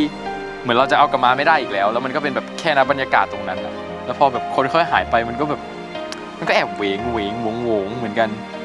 ที่แบบคนค่อยๆหายออกไปบ้านก็ค่อยๆเงียบขึ้นแต่สักวันหนึ่งเราก็คงมารวมกันใหม่มั้งก็อยากขอบคุณทุกสิ่งทุกอย่างที่พาให้เรามาพบกัน ครับแต่ฉันจะยังรอเธออยู่ตรงนี้ครับขอบคุณครับ จบแบบแรปเปอร์ จากการที่เห็นเด็กๆเหล่านี้เติบโตมาตั้งแต่วันที่เขาหลายๆคนตั้งแต่อายุ13-14เข้ามาออดิชั่นตั้งแต่วันแรกที่เรารู้สึกเอ๊ะน้องคนนี้จะเป็นศิลปินได้หรือเปล่านะแต่ว่าที่ผ่านมาจากการทำนาดาวมาตลอด13 ปีอ่ะแล้วก็จะทั้งถึงวันที่มาทำทาดาซันเลลิแลบอ่ะพี่คิดว่าการเป็นศิลปินไม่ได้แปลว่าเราจะต้องเริ่มต้นจากการที่เราจะต้องเป็นคนเก่งมีพรสวรรค์ยุคนี้เป็นยุคสมัยที่จริงๆแล้วคนไม่เก่งคนไม่มีพรสวรรค์ติดตัวก็สามารถเป็นศิลปินได้ถ้าเขาตั้งใจจริงถ้าเขาพยายามจริงเขาเป็นได้สวัสดีครับผมชื่อวัสุพลพรพนานุรักษ์ชื่อเล่นชื่อพีมนะครับเกิดวันที่8 กรกฎาคม 2549 คศ 2006 ครับน้ำหนักผม73ส่วนสูงผม185ครับสถานศึกษาเรียนอยู่ที่โรงเรียนสวนกุหลาบวิทยาลัยครับปีนี้อายุเท่าไหร่ครับอายุ16ครับผมร้องเพลงผมว่าผมพอได้อยู่แต่ว่าเต้นผมว่าแล้วพอพี่ๆชวนมาเนี่ยมาลงเทปเนี่ยรู้สึกไงผมตื่นเต้นมาก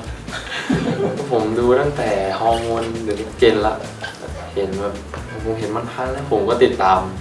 ผู้สมุทรสาครผมติดตามแล้วผมยังไม่รู้เลยว่าผมอยู่ที่นี่จริงหรือเปล่าดูฮอร์โมนป่ะดูครับแบบพี่เจมแบบแบดบอยดีชอบชอบแล้วก็ไปเรื่อยดิแล้วแบดเท่านั้นไหมปกติผมไม่ได้เป็นคนแบบผมเพิ่งจะเรียน ก็ชอบแบบเกนเมนแบบเท่ดี ได้ดูเกมเมนด้วย ผมดูหมดอ่ะผมดูมาบูแลนอะไรโปรเจกต์เอสอะไรผมก็ดูหมด โอ้ กับตัวอะไรผมก็ดูจริงๆผมไม่ได้ไปดูเมื่อวานนะผมดูตลอด ผมดูตลอดจริงเป็นตัวแทนของฉันในวันที่เรานั้นต้องห่างไกล ชีวิตของผมก่อนที่จะมาเป็นเทรนนีรายการ789 Survival ก็ผมเป็นแค่แบบเด็กธรรมดาที่เรียนหนังสือทั่วไป แล้วก็มีงานอดิเรกคือเล่นบาสไม่ใช่งานอดิเรกหรอกมันเป็นแบบนักกีฬาโรงเรียนครับผมเป็นนักกีฬาโรงเรียนที่โรงเรียนสวนกุหลาบวิทยาลัยแล้วก็งานอดิเรกของผมคือถ่าย TikTok สมมุติวันธรรมดาก็คงไปเรียนใช่ไหมครับเลิกเรียนก็ไปหาอะไรกินเรียนพิเศษเที่ยวกับเพื่อนกลับบ้านก็เย็นๆทำนู่นทำนี่เตะๆไปเรื่อยชิวๆนั่งเอาบรรยากาศบ้างกลับมาทำงานบ้างอ่านหนังสือบ้างแล้วแต่วันเล่นเกม สวัสดีครับชื่อทีวูเสริมสุวงศ์นะครับชื่อเล่นชื่อจังตอนนี้อายุ16 ปีเกิดวันที่3กรกฎาคม2549ครับเรียนอยู่ที่โรงเรียนสาธิตมสวประสานมิตรฝ่ายมัธยมครับตอนนี้ม4ครับจังเป็นชื่อต้นไม้ครับที่บ้านปลูกต้นไม้ต้นจังดูก็แบบหลายคนก็จะแบบพระถังซอมจังแต่ไม่ใช่นะครับนี้มาลงเทปคิดว่าตัวเองมาด้วยความสามารถอะไรครับ คิดว่ามาด้วยแรปกับเต้นเป็นหลักครับ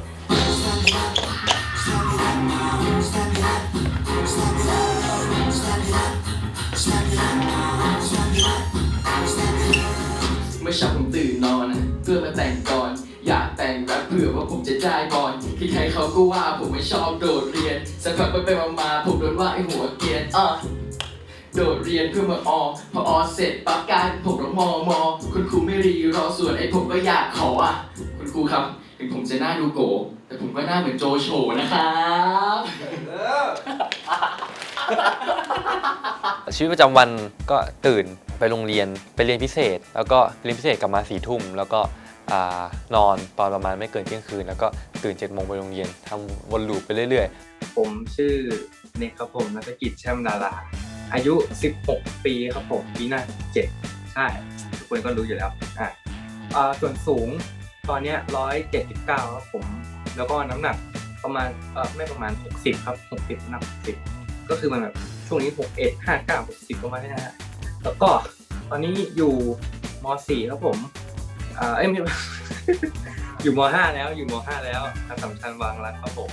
เรียนอยู่สายแผนวิทย์สุขภาพครับผมตั้งใจว่าจะเรียนหมอครับผมเข้าแพทย์จุฬาทำไมถึงจะเข้าหมอเรียนคะแนนเกรดเป็นไงตอนม.4 เทอม1ได้ 3.83 ครับ8387ส่วนเทอม2ได้ 3.98 ครับผม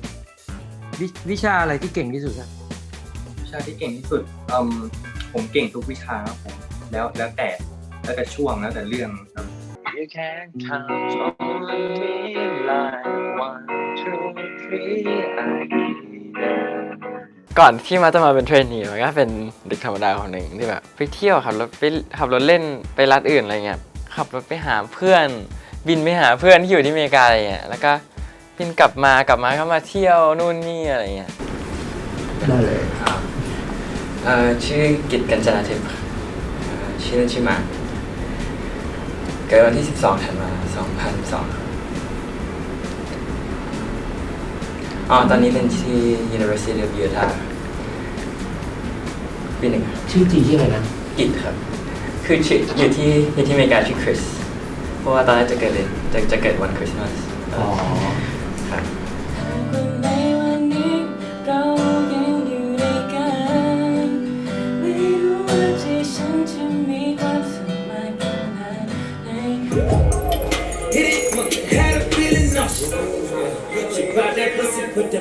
ชีวิตแบบม.ปลายหรือว่าชีวิตมหาลัยฮะก็ไม่ได้มีอะไรมากนอกจากเรียนเป็นนักกีฬาเคยไปแข่งเกมระหว่างวันก็ไปตีปิงปองกับเพื่อนที่ค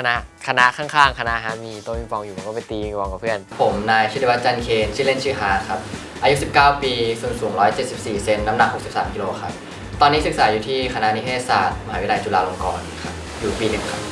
เปลี่ยนทุกอย่างกลับมาวางตามเดิมเอาเข้าของเพื่อรู้เธอขึ้นมาเธอ อเข้ามาทำให้ใครได้ชมสักทีแล้วเธอก็ไป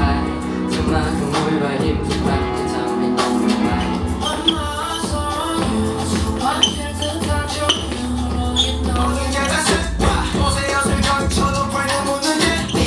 ชีวิตก่อนจะเข้ามาเจอไปก้าวเทรนนีนะครับตอนนั้นเป้ยยังคิดว่าตัวเองไม่ได้เป็นศิลปินขนาดนั้นก็ยังรู้สึกว่าตัวเองยังเป็นเด็กธรรมดาเหมือนกันที่แบบก็ต้องไปโรงเรียนเหมือนกันบางวันก็ไม่ได้ทำอะไรก็นอนตีพุงที่บ้านหรือไม่ก็แบบเล่นบาสกับเพื่อนทุกวันช่วงนั้นหรือว่าวันไหนมีงานก็ไปทำงานแต่ว่าส่วนใหญ่ไม่ค่อยมีครับส่วนใหญ่ก็จะแบบเล่นบาสกับเพื่อนใช้ชีวิตกับเพื่อนวัยรุ่นอะไรเงี้ยทั่วไป สวัสดีครับชื่อจริงชื่อเด็กชายเดชาวัฒน์พรเดชาวิพัฒน์นะครับชื่อเล่นชื่อคอปเปอร์ครับ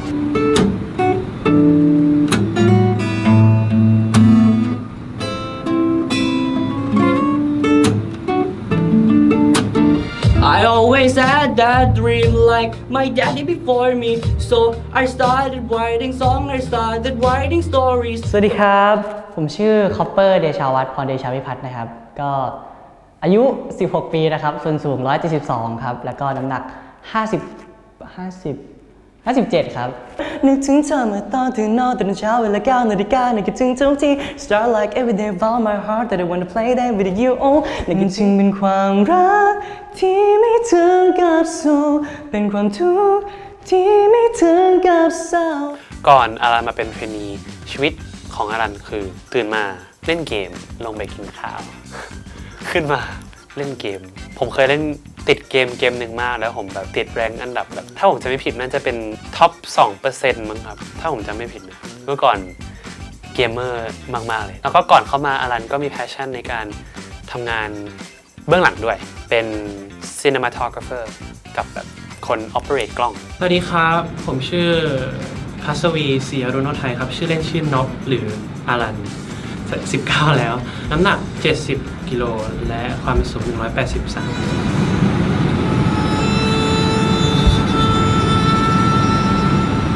ความเดียวดายเมื่อไรจะหายเมื่อไรพรุ่งนี้จะมีความหมายบนทางที่ว่างเปล่า ช่วงม.6 ผมก็แบบชีวิตผมมีแค่เรียนกับเพื่อนเลยตอนนั้นรู้สึกว่าเรากำลังช่วยเพื่อนกันเรียนเข้ามหาลัยตอนนั้นก็รู้สึกว่าฟิตกับการเรียนมากคือแบบตั้งใจเรียนมากทุกๆวันเวลาเรียนที่โรงเรียนเสร็จก็ต้องไปเรียนพิเศษต่อที่บ้านอะไรเงี้ยฉะนั้นก็เลยอินกับการเรียนกับอินกับเพื่อนรู้สึกว่าชีวิตเป็นแบบอินกับสิ่งนี้มากๆทั้งเพื่อนทั้งการเรียน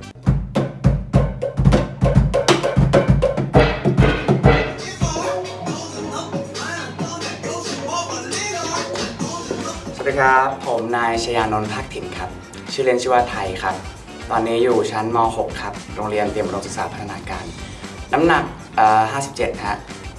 178อายุ18 ปีครับเกิดวันที่26 กันยายน 2547ครับ2004ครับแต่ต่อจากนี้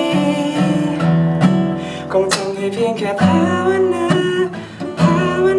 ไปก่อนถ้าครับเรื่องครั้งแรกก็ทำให้ใจผมติดตักสมเป็นเธอเป็นบ้าอะไรไปไว้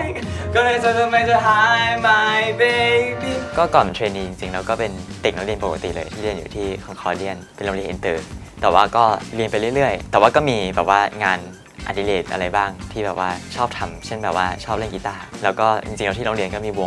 งเล่นดนตรีชื่อว่าโทฟู สวัสดีครับผมชื่ออาชีวกรสุวิเทียเสถียรผมตอนนี้14 ปีครับเรียนที่โรงเรียนคอนคอร์เดียนสูง167 เซนแล้วหนัก42 กิโลครับ我的名字是梁贵斌我现在14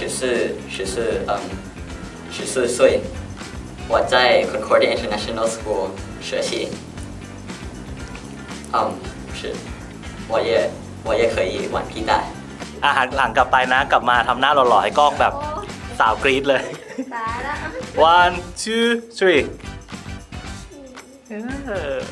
I want something just like this do do do do do do do do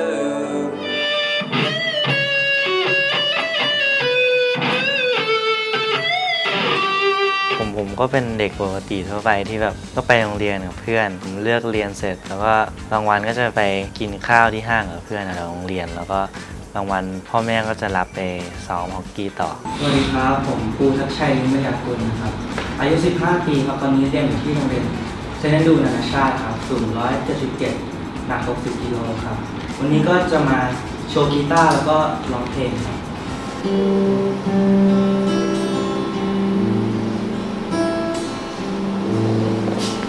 ไม่อยากให้ใครมาข้างกลางคอยอยู่ข้างๆกันไปที่ไหนมีเธอก็ควรมีฉัน ชีวิตสมัยแบบว่าก่อนมาเป็นเทรนนีก็เหมือนคนทั่วไปเลยเรียนหนังสือเสร็จก็แบบว่าเตะบอลไปเที่ยวห้างดูหนังอะไรผมว่าทั่วไปเลยเรียนพิเศษเลยแบบมีมหาลัยที่อยากเข้าอยากใช้ชีวิตปกติอะไรอย่างงี้มั้ง สวัสดีครับชื่อปองพลปัญญามิตรครับชื่อเล่นชื่อขุนพลอายุ 16 ปีครับสูง180น้ำหนัก62ความสามารถพิเศษคือเล่นละครนะครับผม คุณยิ้มยิงฟันเต็มปากเต็มๆ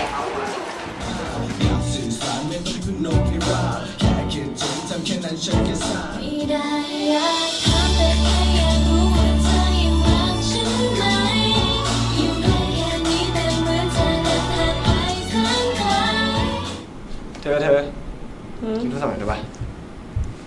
เป็นอะไรอ่ะ อยู่ดีมายืมโทรศัพท์เป็นอะไรเนี่ย ไม่คืนเราทำโทรศัพท์หายวะ เพื่อนเธอคนอื่นไม่ได้มาด้วยกันเนาะ เปล่าคือเรามาคนเดียวแล้วคือแบตโทรศัพท์หมดอ้าวสรุปหายอยู่หมด ไม่คือโทรศัพท์หมดไม่ใช่อะไรไปแกคืออย่างงี้ คือ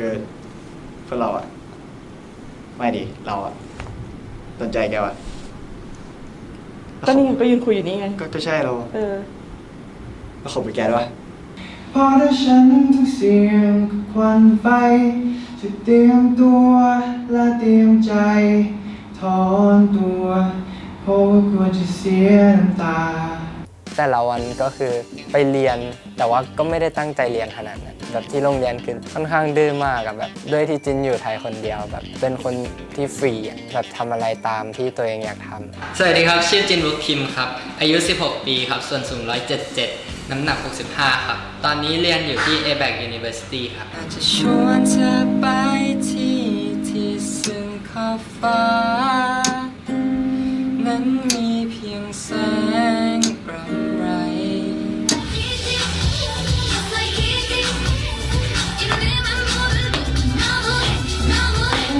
Oh, I've been shaking, I love it when you go crazy. You take all my inhibition, baby. There's nothing holding me back.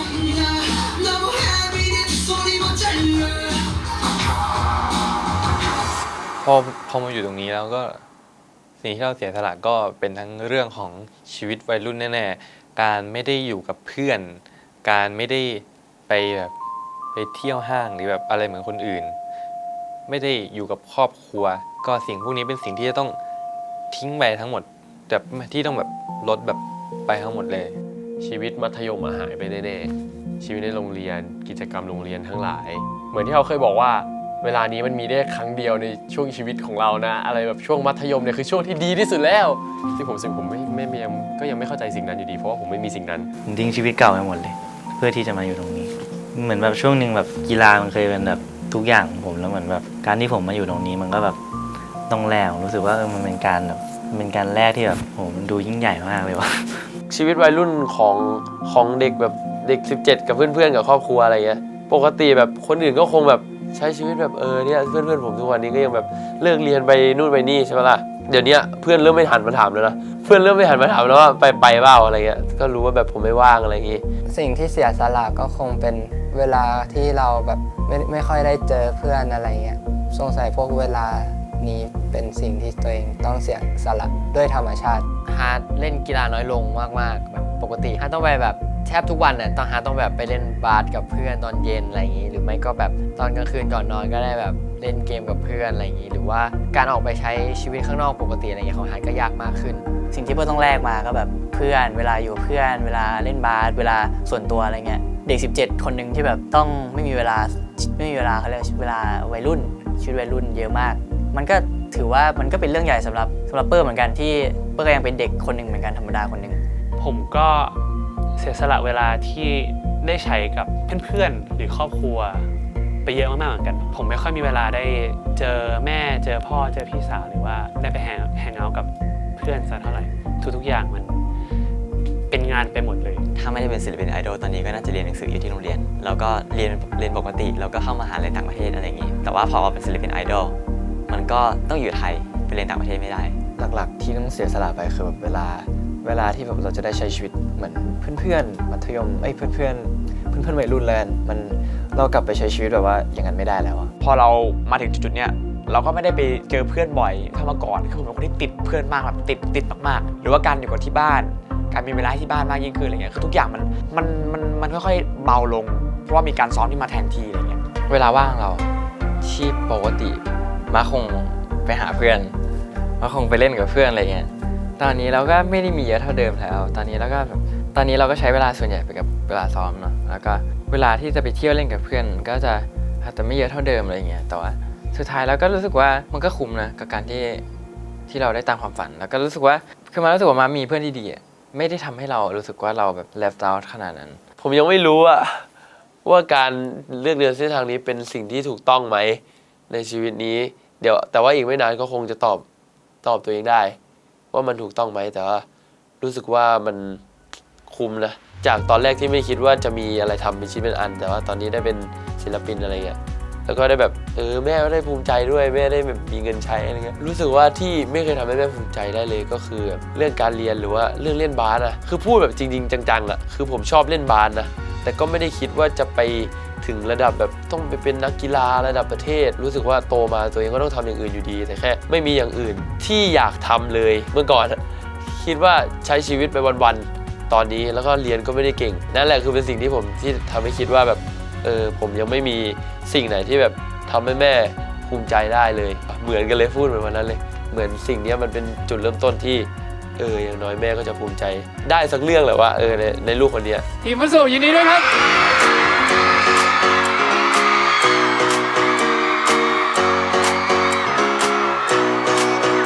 ทีมไม่เคยทำอะไรให้ม้าภูมิใจได้เลยอยากทำอะไรให้ม้าภูมิใจได้บ้างแล้ว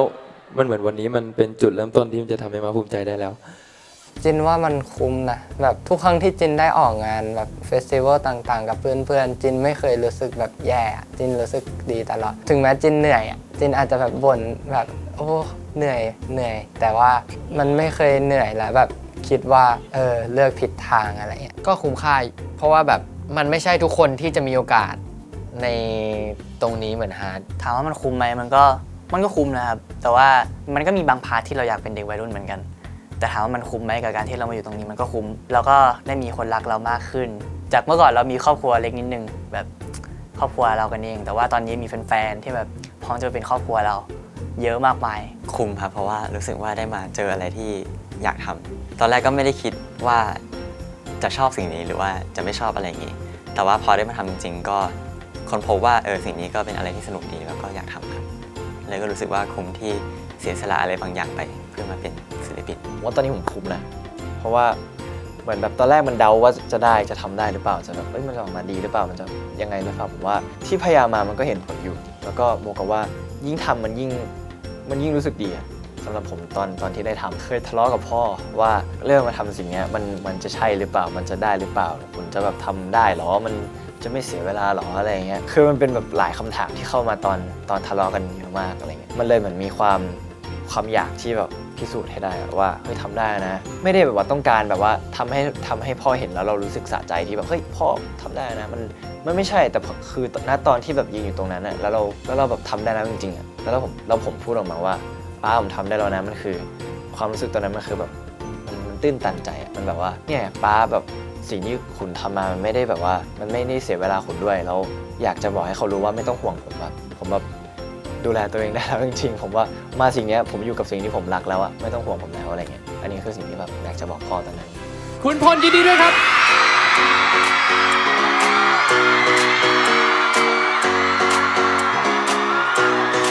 ผมอยากพูดคำนี้มานานมากเลยว่าป้าคุณทำได้นะยังไม่รู้ว่าเลือกถูกชัดเจน100%ไหมแต่ถามว่าชอบไหมเนี่ยชอบที่จะมาทางนี้ไม่ชอบก็รู้สึกว่าคุ้มได้เห็นคุณค่าของเวลาคุณค่าของครอบครัวคุณค่าของหลายๆอย่างรู้สึกว่าตัวเองก็โตขึ้นเยอะมากขึ้นจากเดิมที่ถ้าเป็นเมื่อก่อนถ้าเราไม่ได้ผ่าน1 ปีที่ผ่านมาเราก็ คงไม่ได้คิดอะไรแบบนี้อะแล้วก็คงไปเรื่อยๆไม่ได้คิดอะไรกับชีวิต พวกเราก็ได้สิ่งที่มีคุณค่ากลับคืนมาเยอะแบบหลายเท่ามากๆคือการได้ไปอยู่บนสเตจการได้ไปเป็น because of you I shine ผมรู้สึกว่าสำหรับผมนะมันคุ้มมากๆ ผมมีเส้นทางหนึ่งที่แบบไปได้อยู่แล้วแต่ว่าผมอยากมาเริ่มเส้นทางใหม่เพราะว่าเหตุผลตอนนั้นแค่เพราะว่าผมชอบมันอาจจะเป็นแบบอะไรที่แบบตัดสินใจยากแต่ว่าที่ผมมาตรงนี้ก็เพราะว่าผมชอบมันจริงๆ กับคนอื่นการทิ้งชีวิตวัยรุ่นไปมันอาจจะเป็นเรื่องที่ยากแล้วก็แบบน่าเสียดายใช่ไหมครับแต่สำหรับผมการทิ้งไว้ชีวิตวัยรุ่นเหมือนคนอื่นทั่วไปสำหรับผมรู้สึกว่าแบบผมทำได้สบายได้ง่ายมากผมรู้สึกว่าการที่ได้มายืนอยู่ตรงเนี้ย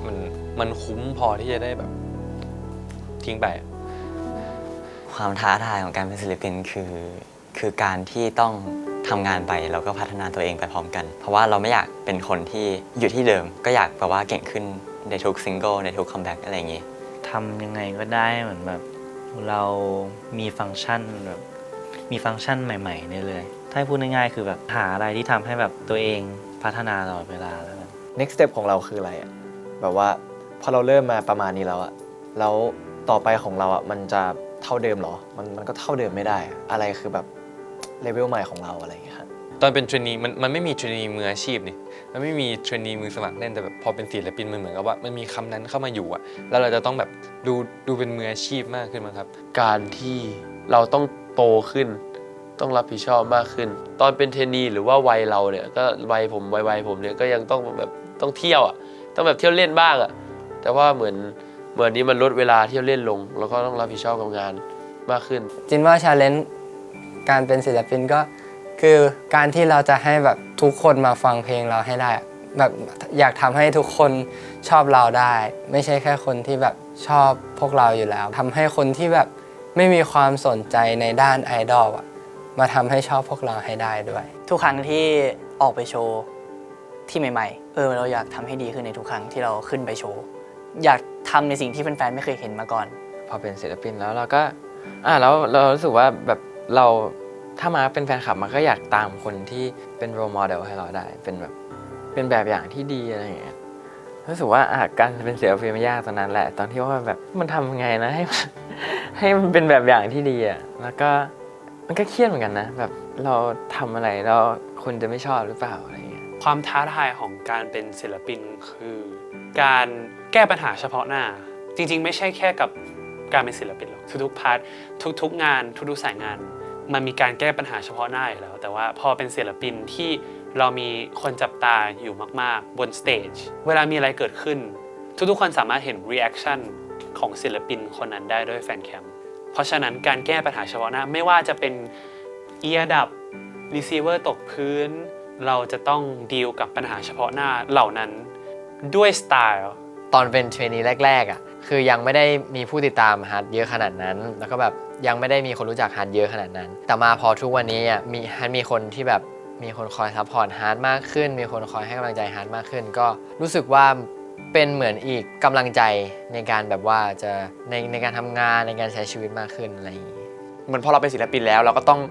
เหมือนเนียบกับการทำทุกอย่างหรือว่าการจะทำอะไรมันก็ต้องคิดมากยิ่งขึ้นคือเหมือนมันต้องรอบคอบมากยิ่งขึ้นหรือว่าต้องโฟกัสและตั้งใจมากยิ่งขึ้นแค่นั้นในการที่เราเป็นบุคคลสาธารณะจะมีคำติคำชมมาโดยตลอดอยู่ที่ว่าจิตใจเราแข็งแรงมากไหมถ่ายไฟนอลสเตจก็เลยไม่ได้ไปโรงเรียนเพื่อนที่โรงเรียนก็โทรมาบอกว่าเห็นในทวิตยังแล้วก็ตื่นมาประมาณ8 โมงก็งงอยู่อะไรกันทำไมมันดูมีอะไรแบบดูเรื่องใหญ่เรื่องโตผมก็เข้าไปนั่งอ่านผมก็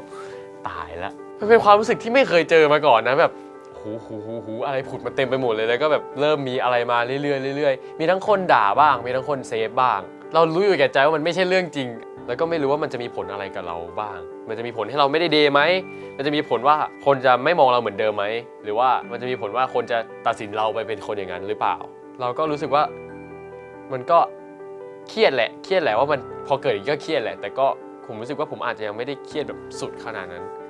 จริงก็สุดกว่าจริงวันนั้นก็เครียดเยอะอยู่นะเป็นวันที่สำคัญที่สุดในชีวิตด้วยตอนนั้นแล้วก็ดันเป็นวันที่โดนอะไรอย่างนี้ด้วยแล้วก็แบบไม่รู้เลยตอนนั้นก็ไม่รู้ว่าจะเกิดอะไรขึ้นต่อจากนี้บ้างเหมือนกันตอนแรกก็โกรธเหมือนกันว่าเขาจะทำไปทำไมนะคือถ้าสมมุติเราเป็นใครก็ไม่รู้อะจะมีใครมาสนใจเราทำไมแล้วจะมีคนมา ต้องการจะเกลียดเราจะอิจฉาเราทำไมหรือแบบเขาต้องการอะไรอย่างนั้นนะผมก็เลยแบบรู้สึกว่ามันไม่ใช่เรื่องจริงแล้วมันก็ทำให้เรากลายเป็นที่พูดถึงอย่างนั้นนะมันก็มีข้อดีบ้างแหละมันก็คงมีข้อดีจากสิ่งนั้นคือก็พยายามคิดว่ามันไม่ได้มีข้อเสียไปทุกอย่างแล้วกันก็อยากจะขอบคุณตัวเองแล้วก็ขอบคุณทุกคนที่คอยซัพพอร์ตแล้วก็อยู่ข้างๆผมตลอดถึงแม้ว่าผมจะเจอเรื่องร้ายๆอะไรก็ตามทุกคนก็จะยังอยู่กับผมก็ขอบคุณที่ทุกคนเชื่อมั่นในตัวผมครับผมสัญญาว่าผมจะพัฒนาต่อไปเรื่อยๆเป็นศิลปินที่ดีให้ได้ครับถ้ามาคริสบัสบอกอะไรกับมาคริสเทรนนีได้หนึ่งอย่างอยากบอกให้นอนเยอะๆครับเพราะว่าตอนนั้นรู้สึกว่านอนน้อยแล้วป่วยง่ายพูดกระจ่างเทรนนีนะวันแรกนะก็เป็นตัวเองดีที่สุดครับแล้วก็สู้ๆนะเก่งมากสู้ๆแล้วก็แบบเน็กสมัยยังเป็นเทรนนีทำได้แน่ๆครับผมคิดว่าตอนนี้ภูเทนนีก็น่าจะกำลังแบบเครียดเรื่องเต้นอยู่ ให้กำลังใจแล้วกันก็สู้ๆมีอะไรรออยู่ข้างหน้าเต็มเลยก็ค่อยๆทำไปจะทำไม่ได้วันนี้แต่ว่าก็ทำไปเรื่อยๆแล้วก็ทำได้พี่วสุบัสอยากจะบอกพี่วสุ789เทนนีว่าขอบคุณที่ตอนนั้นไม่ยอมแพ้ไม่ว่าจะเจอเรื่องอะไรมาก่อนเป็นเทรนนีหรือว่าตอนที่เป็นเทรนนีแล้วขอบคุณที่เอาทุกคำดูถูกมาเป็นแรงผลักดันให้ตัวเองไม่ยอมแพ้แล้วก็ขอบคุณที่ไม่เอาคำดูถูกนั้นน่ะมาหยุดการพัฒนาของตัวเองแล้วก็พิสูจน์ให้ทุกคนเห็นแล้วว่านายก็เป็นได้นะศิลปินอยากบอกเทรนนีจินวุกว่าไม่ต้องเครียดยิ่งเครียดแล้วยิ่งไม่ได้เอาสกิลตัวเองออกมาให้คนเห็นจินวุกเป็นคนที่ชายตอนที่มั่นใจอยากบอกว่าขอบคุณที่ไม่ยอมแพ้แล้วก็อยากบอกว่าเก่งมากนะที่สู้มาจนถึงตอนนี้ได้ที่แบบไม่ท้อไปซะก่อนไม่หมดไฟไปซะก่อนขอบคุณที่เลือกมันเป็นเทรนนี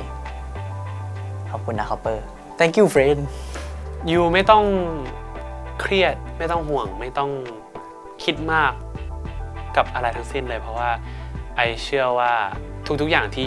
ยูผ่านมาในชีวิตอย่างเงี้ยยูทำอะไรก็สำเร็จถ้ายูตั้งใจกับมันมีช่วงหนึ่งอะที่แบบว่าจะมีแฟนคลับหรือว่าบางคนที่แบบว่าจะเขียนสิ่งที่ไม่ดีเกี่ยวกับเอบ้างเขียนสิ่งที่แบบว่าอาจจะพูดว่าทำไมถึงได้ผ่านรอบแล้วคนนี้ไม่ได้ผ่านรอบซึ่งความรู้สึกตอนนั้นก็เอาจริงไม่ได้คิดอะไรมากเลยครับเพราะว่ารู้สึกว่ารู้ตัวเองแล้วก็รู้ว่าตั้งใจแล้วก็รู้ว่าพยายามแล้วก็พัฒนาตัวเองที่สุดแล้วที่อยากจะทำเขาก็แค่เขียนเพราะว่าเขาอาจจะอยากแสดงอารมณ์อะไรของเขาไปในโซเชียลมีเดียแต่ว่าไม่ได้คิดว่าตอนในรายการเป็นคนที่เก่งที่สุดในรายการอยู่แล้วหรือว่าไม่ได้เป็นคนที่เด่นที่สุดในรายการอะไรอย่างนี้แล้วแต่ว่า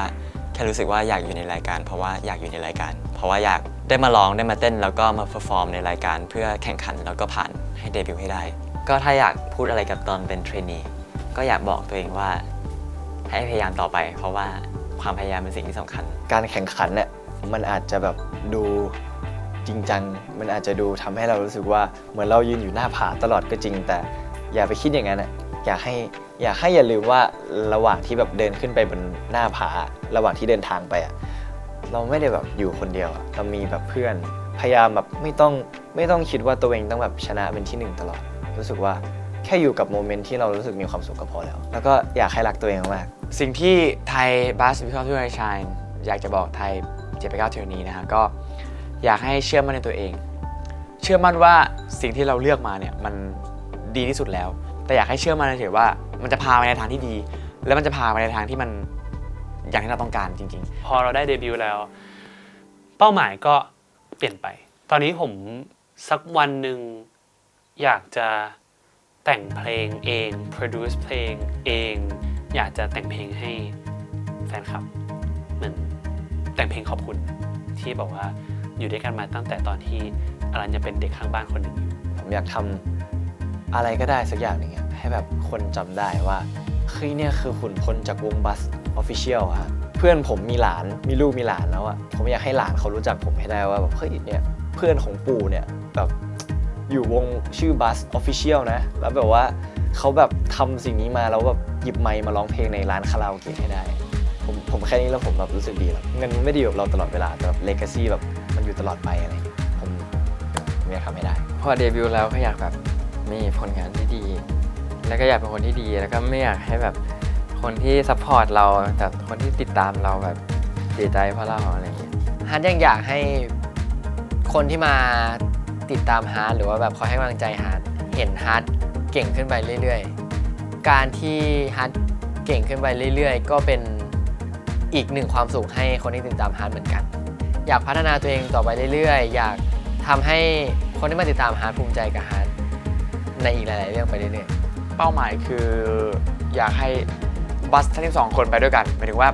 อยากให้มีความคิดแล้วก็มีมุมมองที่เหมือนกันเป้าหมายต่อไปของเปอร์คือการที่มีเพลงที่แบบว่าทุกคนร้องตามได้เสียงดังแล้วก็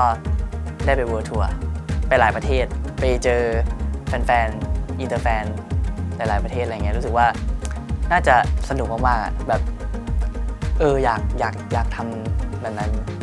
อยากแบบเห็นพี่ๆศิลปินเคป๊อปอะไรเงี้ยแล้วเราอยากเป็นเหมือนพี่เขาให้ได้ตอนนี้เป้าหมายอย่างเดียวของผมคือแบบการพัฒนาตัวเองให้ได้มากขึ้นแล้วก็ให้ได้ไวที่สุดแล้วกันครับผมคือก่อนที่ผมจะมีความคิดเรื่องการจะไปราชมังการจะไปเวิลด์ทัวร์อะไรเงี้ยตอนนี้ผมเป้าหมายของผมอย่างเดียวคือผมต้องทำตัวให้เหมาะสมที่จะไปอยู่ตรงนั้นให้ได้ผมต้องฝึกเต้นให้เหมาะสมกับการที่จะไปเวิลด์ทัวร์ผมต้องร้องให้เหมาะกับการที่จะไปเวิลด์ทัวร์ผมต้องแบบ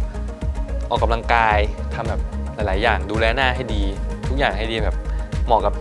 เป้าหมายต่อไปของผมอยากไปเล่นคอนเสิร์ตที่หลายๆที่อยากแบบมีความรู้สึกแบบนั่งเครื่องบินแล้วแบบลงมาก็แบบเช็คอินที่นู่นเช็คอินที่นี่แต่ว่าก็อาจจะเหนื่อยหน่อยแต่ว่ารู้สึกว่ามันก็คงสนุกมากมันคงเป็นประสบการณ์ที่เราคงชีวิตนี้เราคงไม่ไปบินไปที่ไหนแบบ3วันไปที่นี่2วันไปที่นี่อะไรอย่างเงี้ยแล้วก็อยากทำแบบนั้นอยากให้เราไปได้แบบทั่วโลกขอให้วงเราเป็นอันดับ1ของเอเชียเป้าหมายทุกคนก็น่าจะเหมือนกันหมดก็คืออยากจะเป็นวงไอดอลที่สำเร็จแล้วก็อยากจะดังไปทั่วโลกครับสามารถทำให้คนมีความสุขได้เยอะแล้วก็เป็นวงที่สามารถแบบว่าเรียกว่าทำผลงานออกมาได้มีคุณภาพแล้วก็เป็นวงที่ไม่ใช่แค่สามารถตกแฟนๆได้แต่ว่าเป็นวงที่มีความเก่งก็อยากทำให้ตัวเองไปไกลที่สุดเท่าที่ตัวเองทำได้แล้วกันได้ไปเจอประสบการณ์ใหม่ๆได้ไปเจออะไรที่ไม่เคยคิดว่าเราจะได้ทำอยากให้เพลงเป็นอะไรที่เอาไว้แบบปลอบใจคนได้ให้กำลังใจคนได้แล้วก็อยากให้พวกเรา12คนเป็นแบบที่พักพิงให้แบบใครหลายๆคนที่เขาต้องการทุกคนครับผมขอเสียงปรบมือให้กับ Buzz Because of You I Shine หนึ่งทีได้ไหมครับเซอร์ไพรส์มันยังไม่หมดคุณลองมองไปตรงป้ายนั้นดีๆคุณเห็นอะไรไหมเห็นไฟ มันจะเห็นได้ยังไงแล้วมันไม่มีอะไรอ่ะลองดูข้างหลังดิเฮ้ย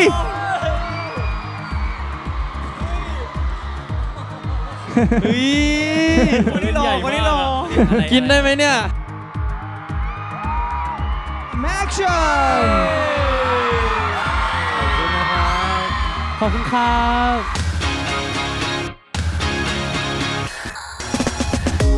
เฮ้ยเธอนี่เป็นใครดูเธอทำกับฉันได้เธอทำให้ใจมันสั่นอย่างที่ไม่เคยได้เป็นมาก่อน I was such a mess but now I'm trying to do my best ฉันไม่เคยต้องทำให้ใคร Look at me และประทับใจฉันกลายเป็นซูเปอร์บอยเธอดูนะ ซูเปอร์บอยพอเธอเข้ามามันก็มีออร่า I gotta hit you up baby ดูเธอแล้วให้ยืนเฉยๆในฉันคงทำไม่ได้เมื่อไหร่จะเปิดใจอยากให้โทรมาบอกที Girl you got me change everything about me เธอนั้นต่างจากใครสักทีได้ไหมเพราะเธอคนเดียวเธอนั้นต่างจากใครข้ามทีได้ไหมเพราะเธอคนเดียวใจมันว่ารีทำไงมันคิดถึงเธอเดียว You make my heart go ปะดาปะปะดาปะปะมองตาฉันดูดีมีกันเธอได้เป็นเชอรี่ I make your heart go ปะดาปะปะดาปะปะเธอชอบกูไหมไอ้แบบนี้เธอรู้ว่าชอบไอ้แบบนี้เธอชอบกูไหมไอ้แบบนี้ Because of you I shine like a superstar Yeah you can make me fly to the moon and Mars จะเป็นอย่างเงี้ยต้องให้ฉันทักกี่รอบก็รู้ไม่เธอนั่นแหละต้องรับผิดชอบ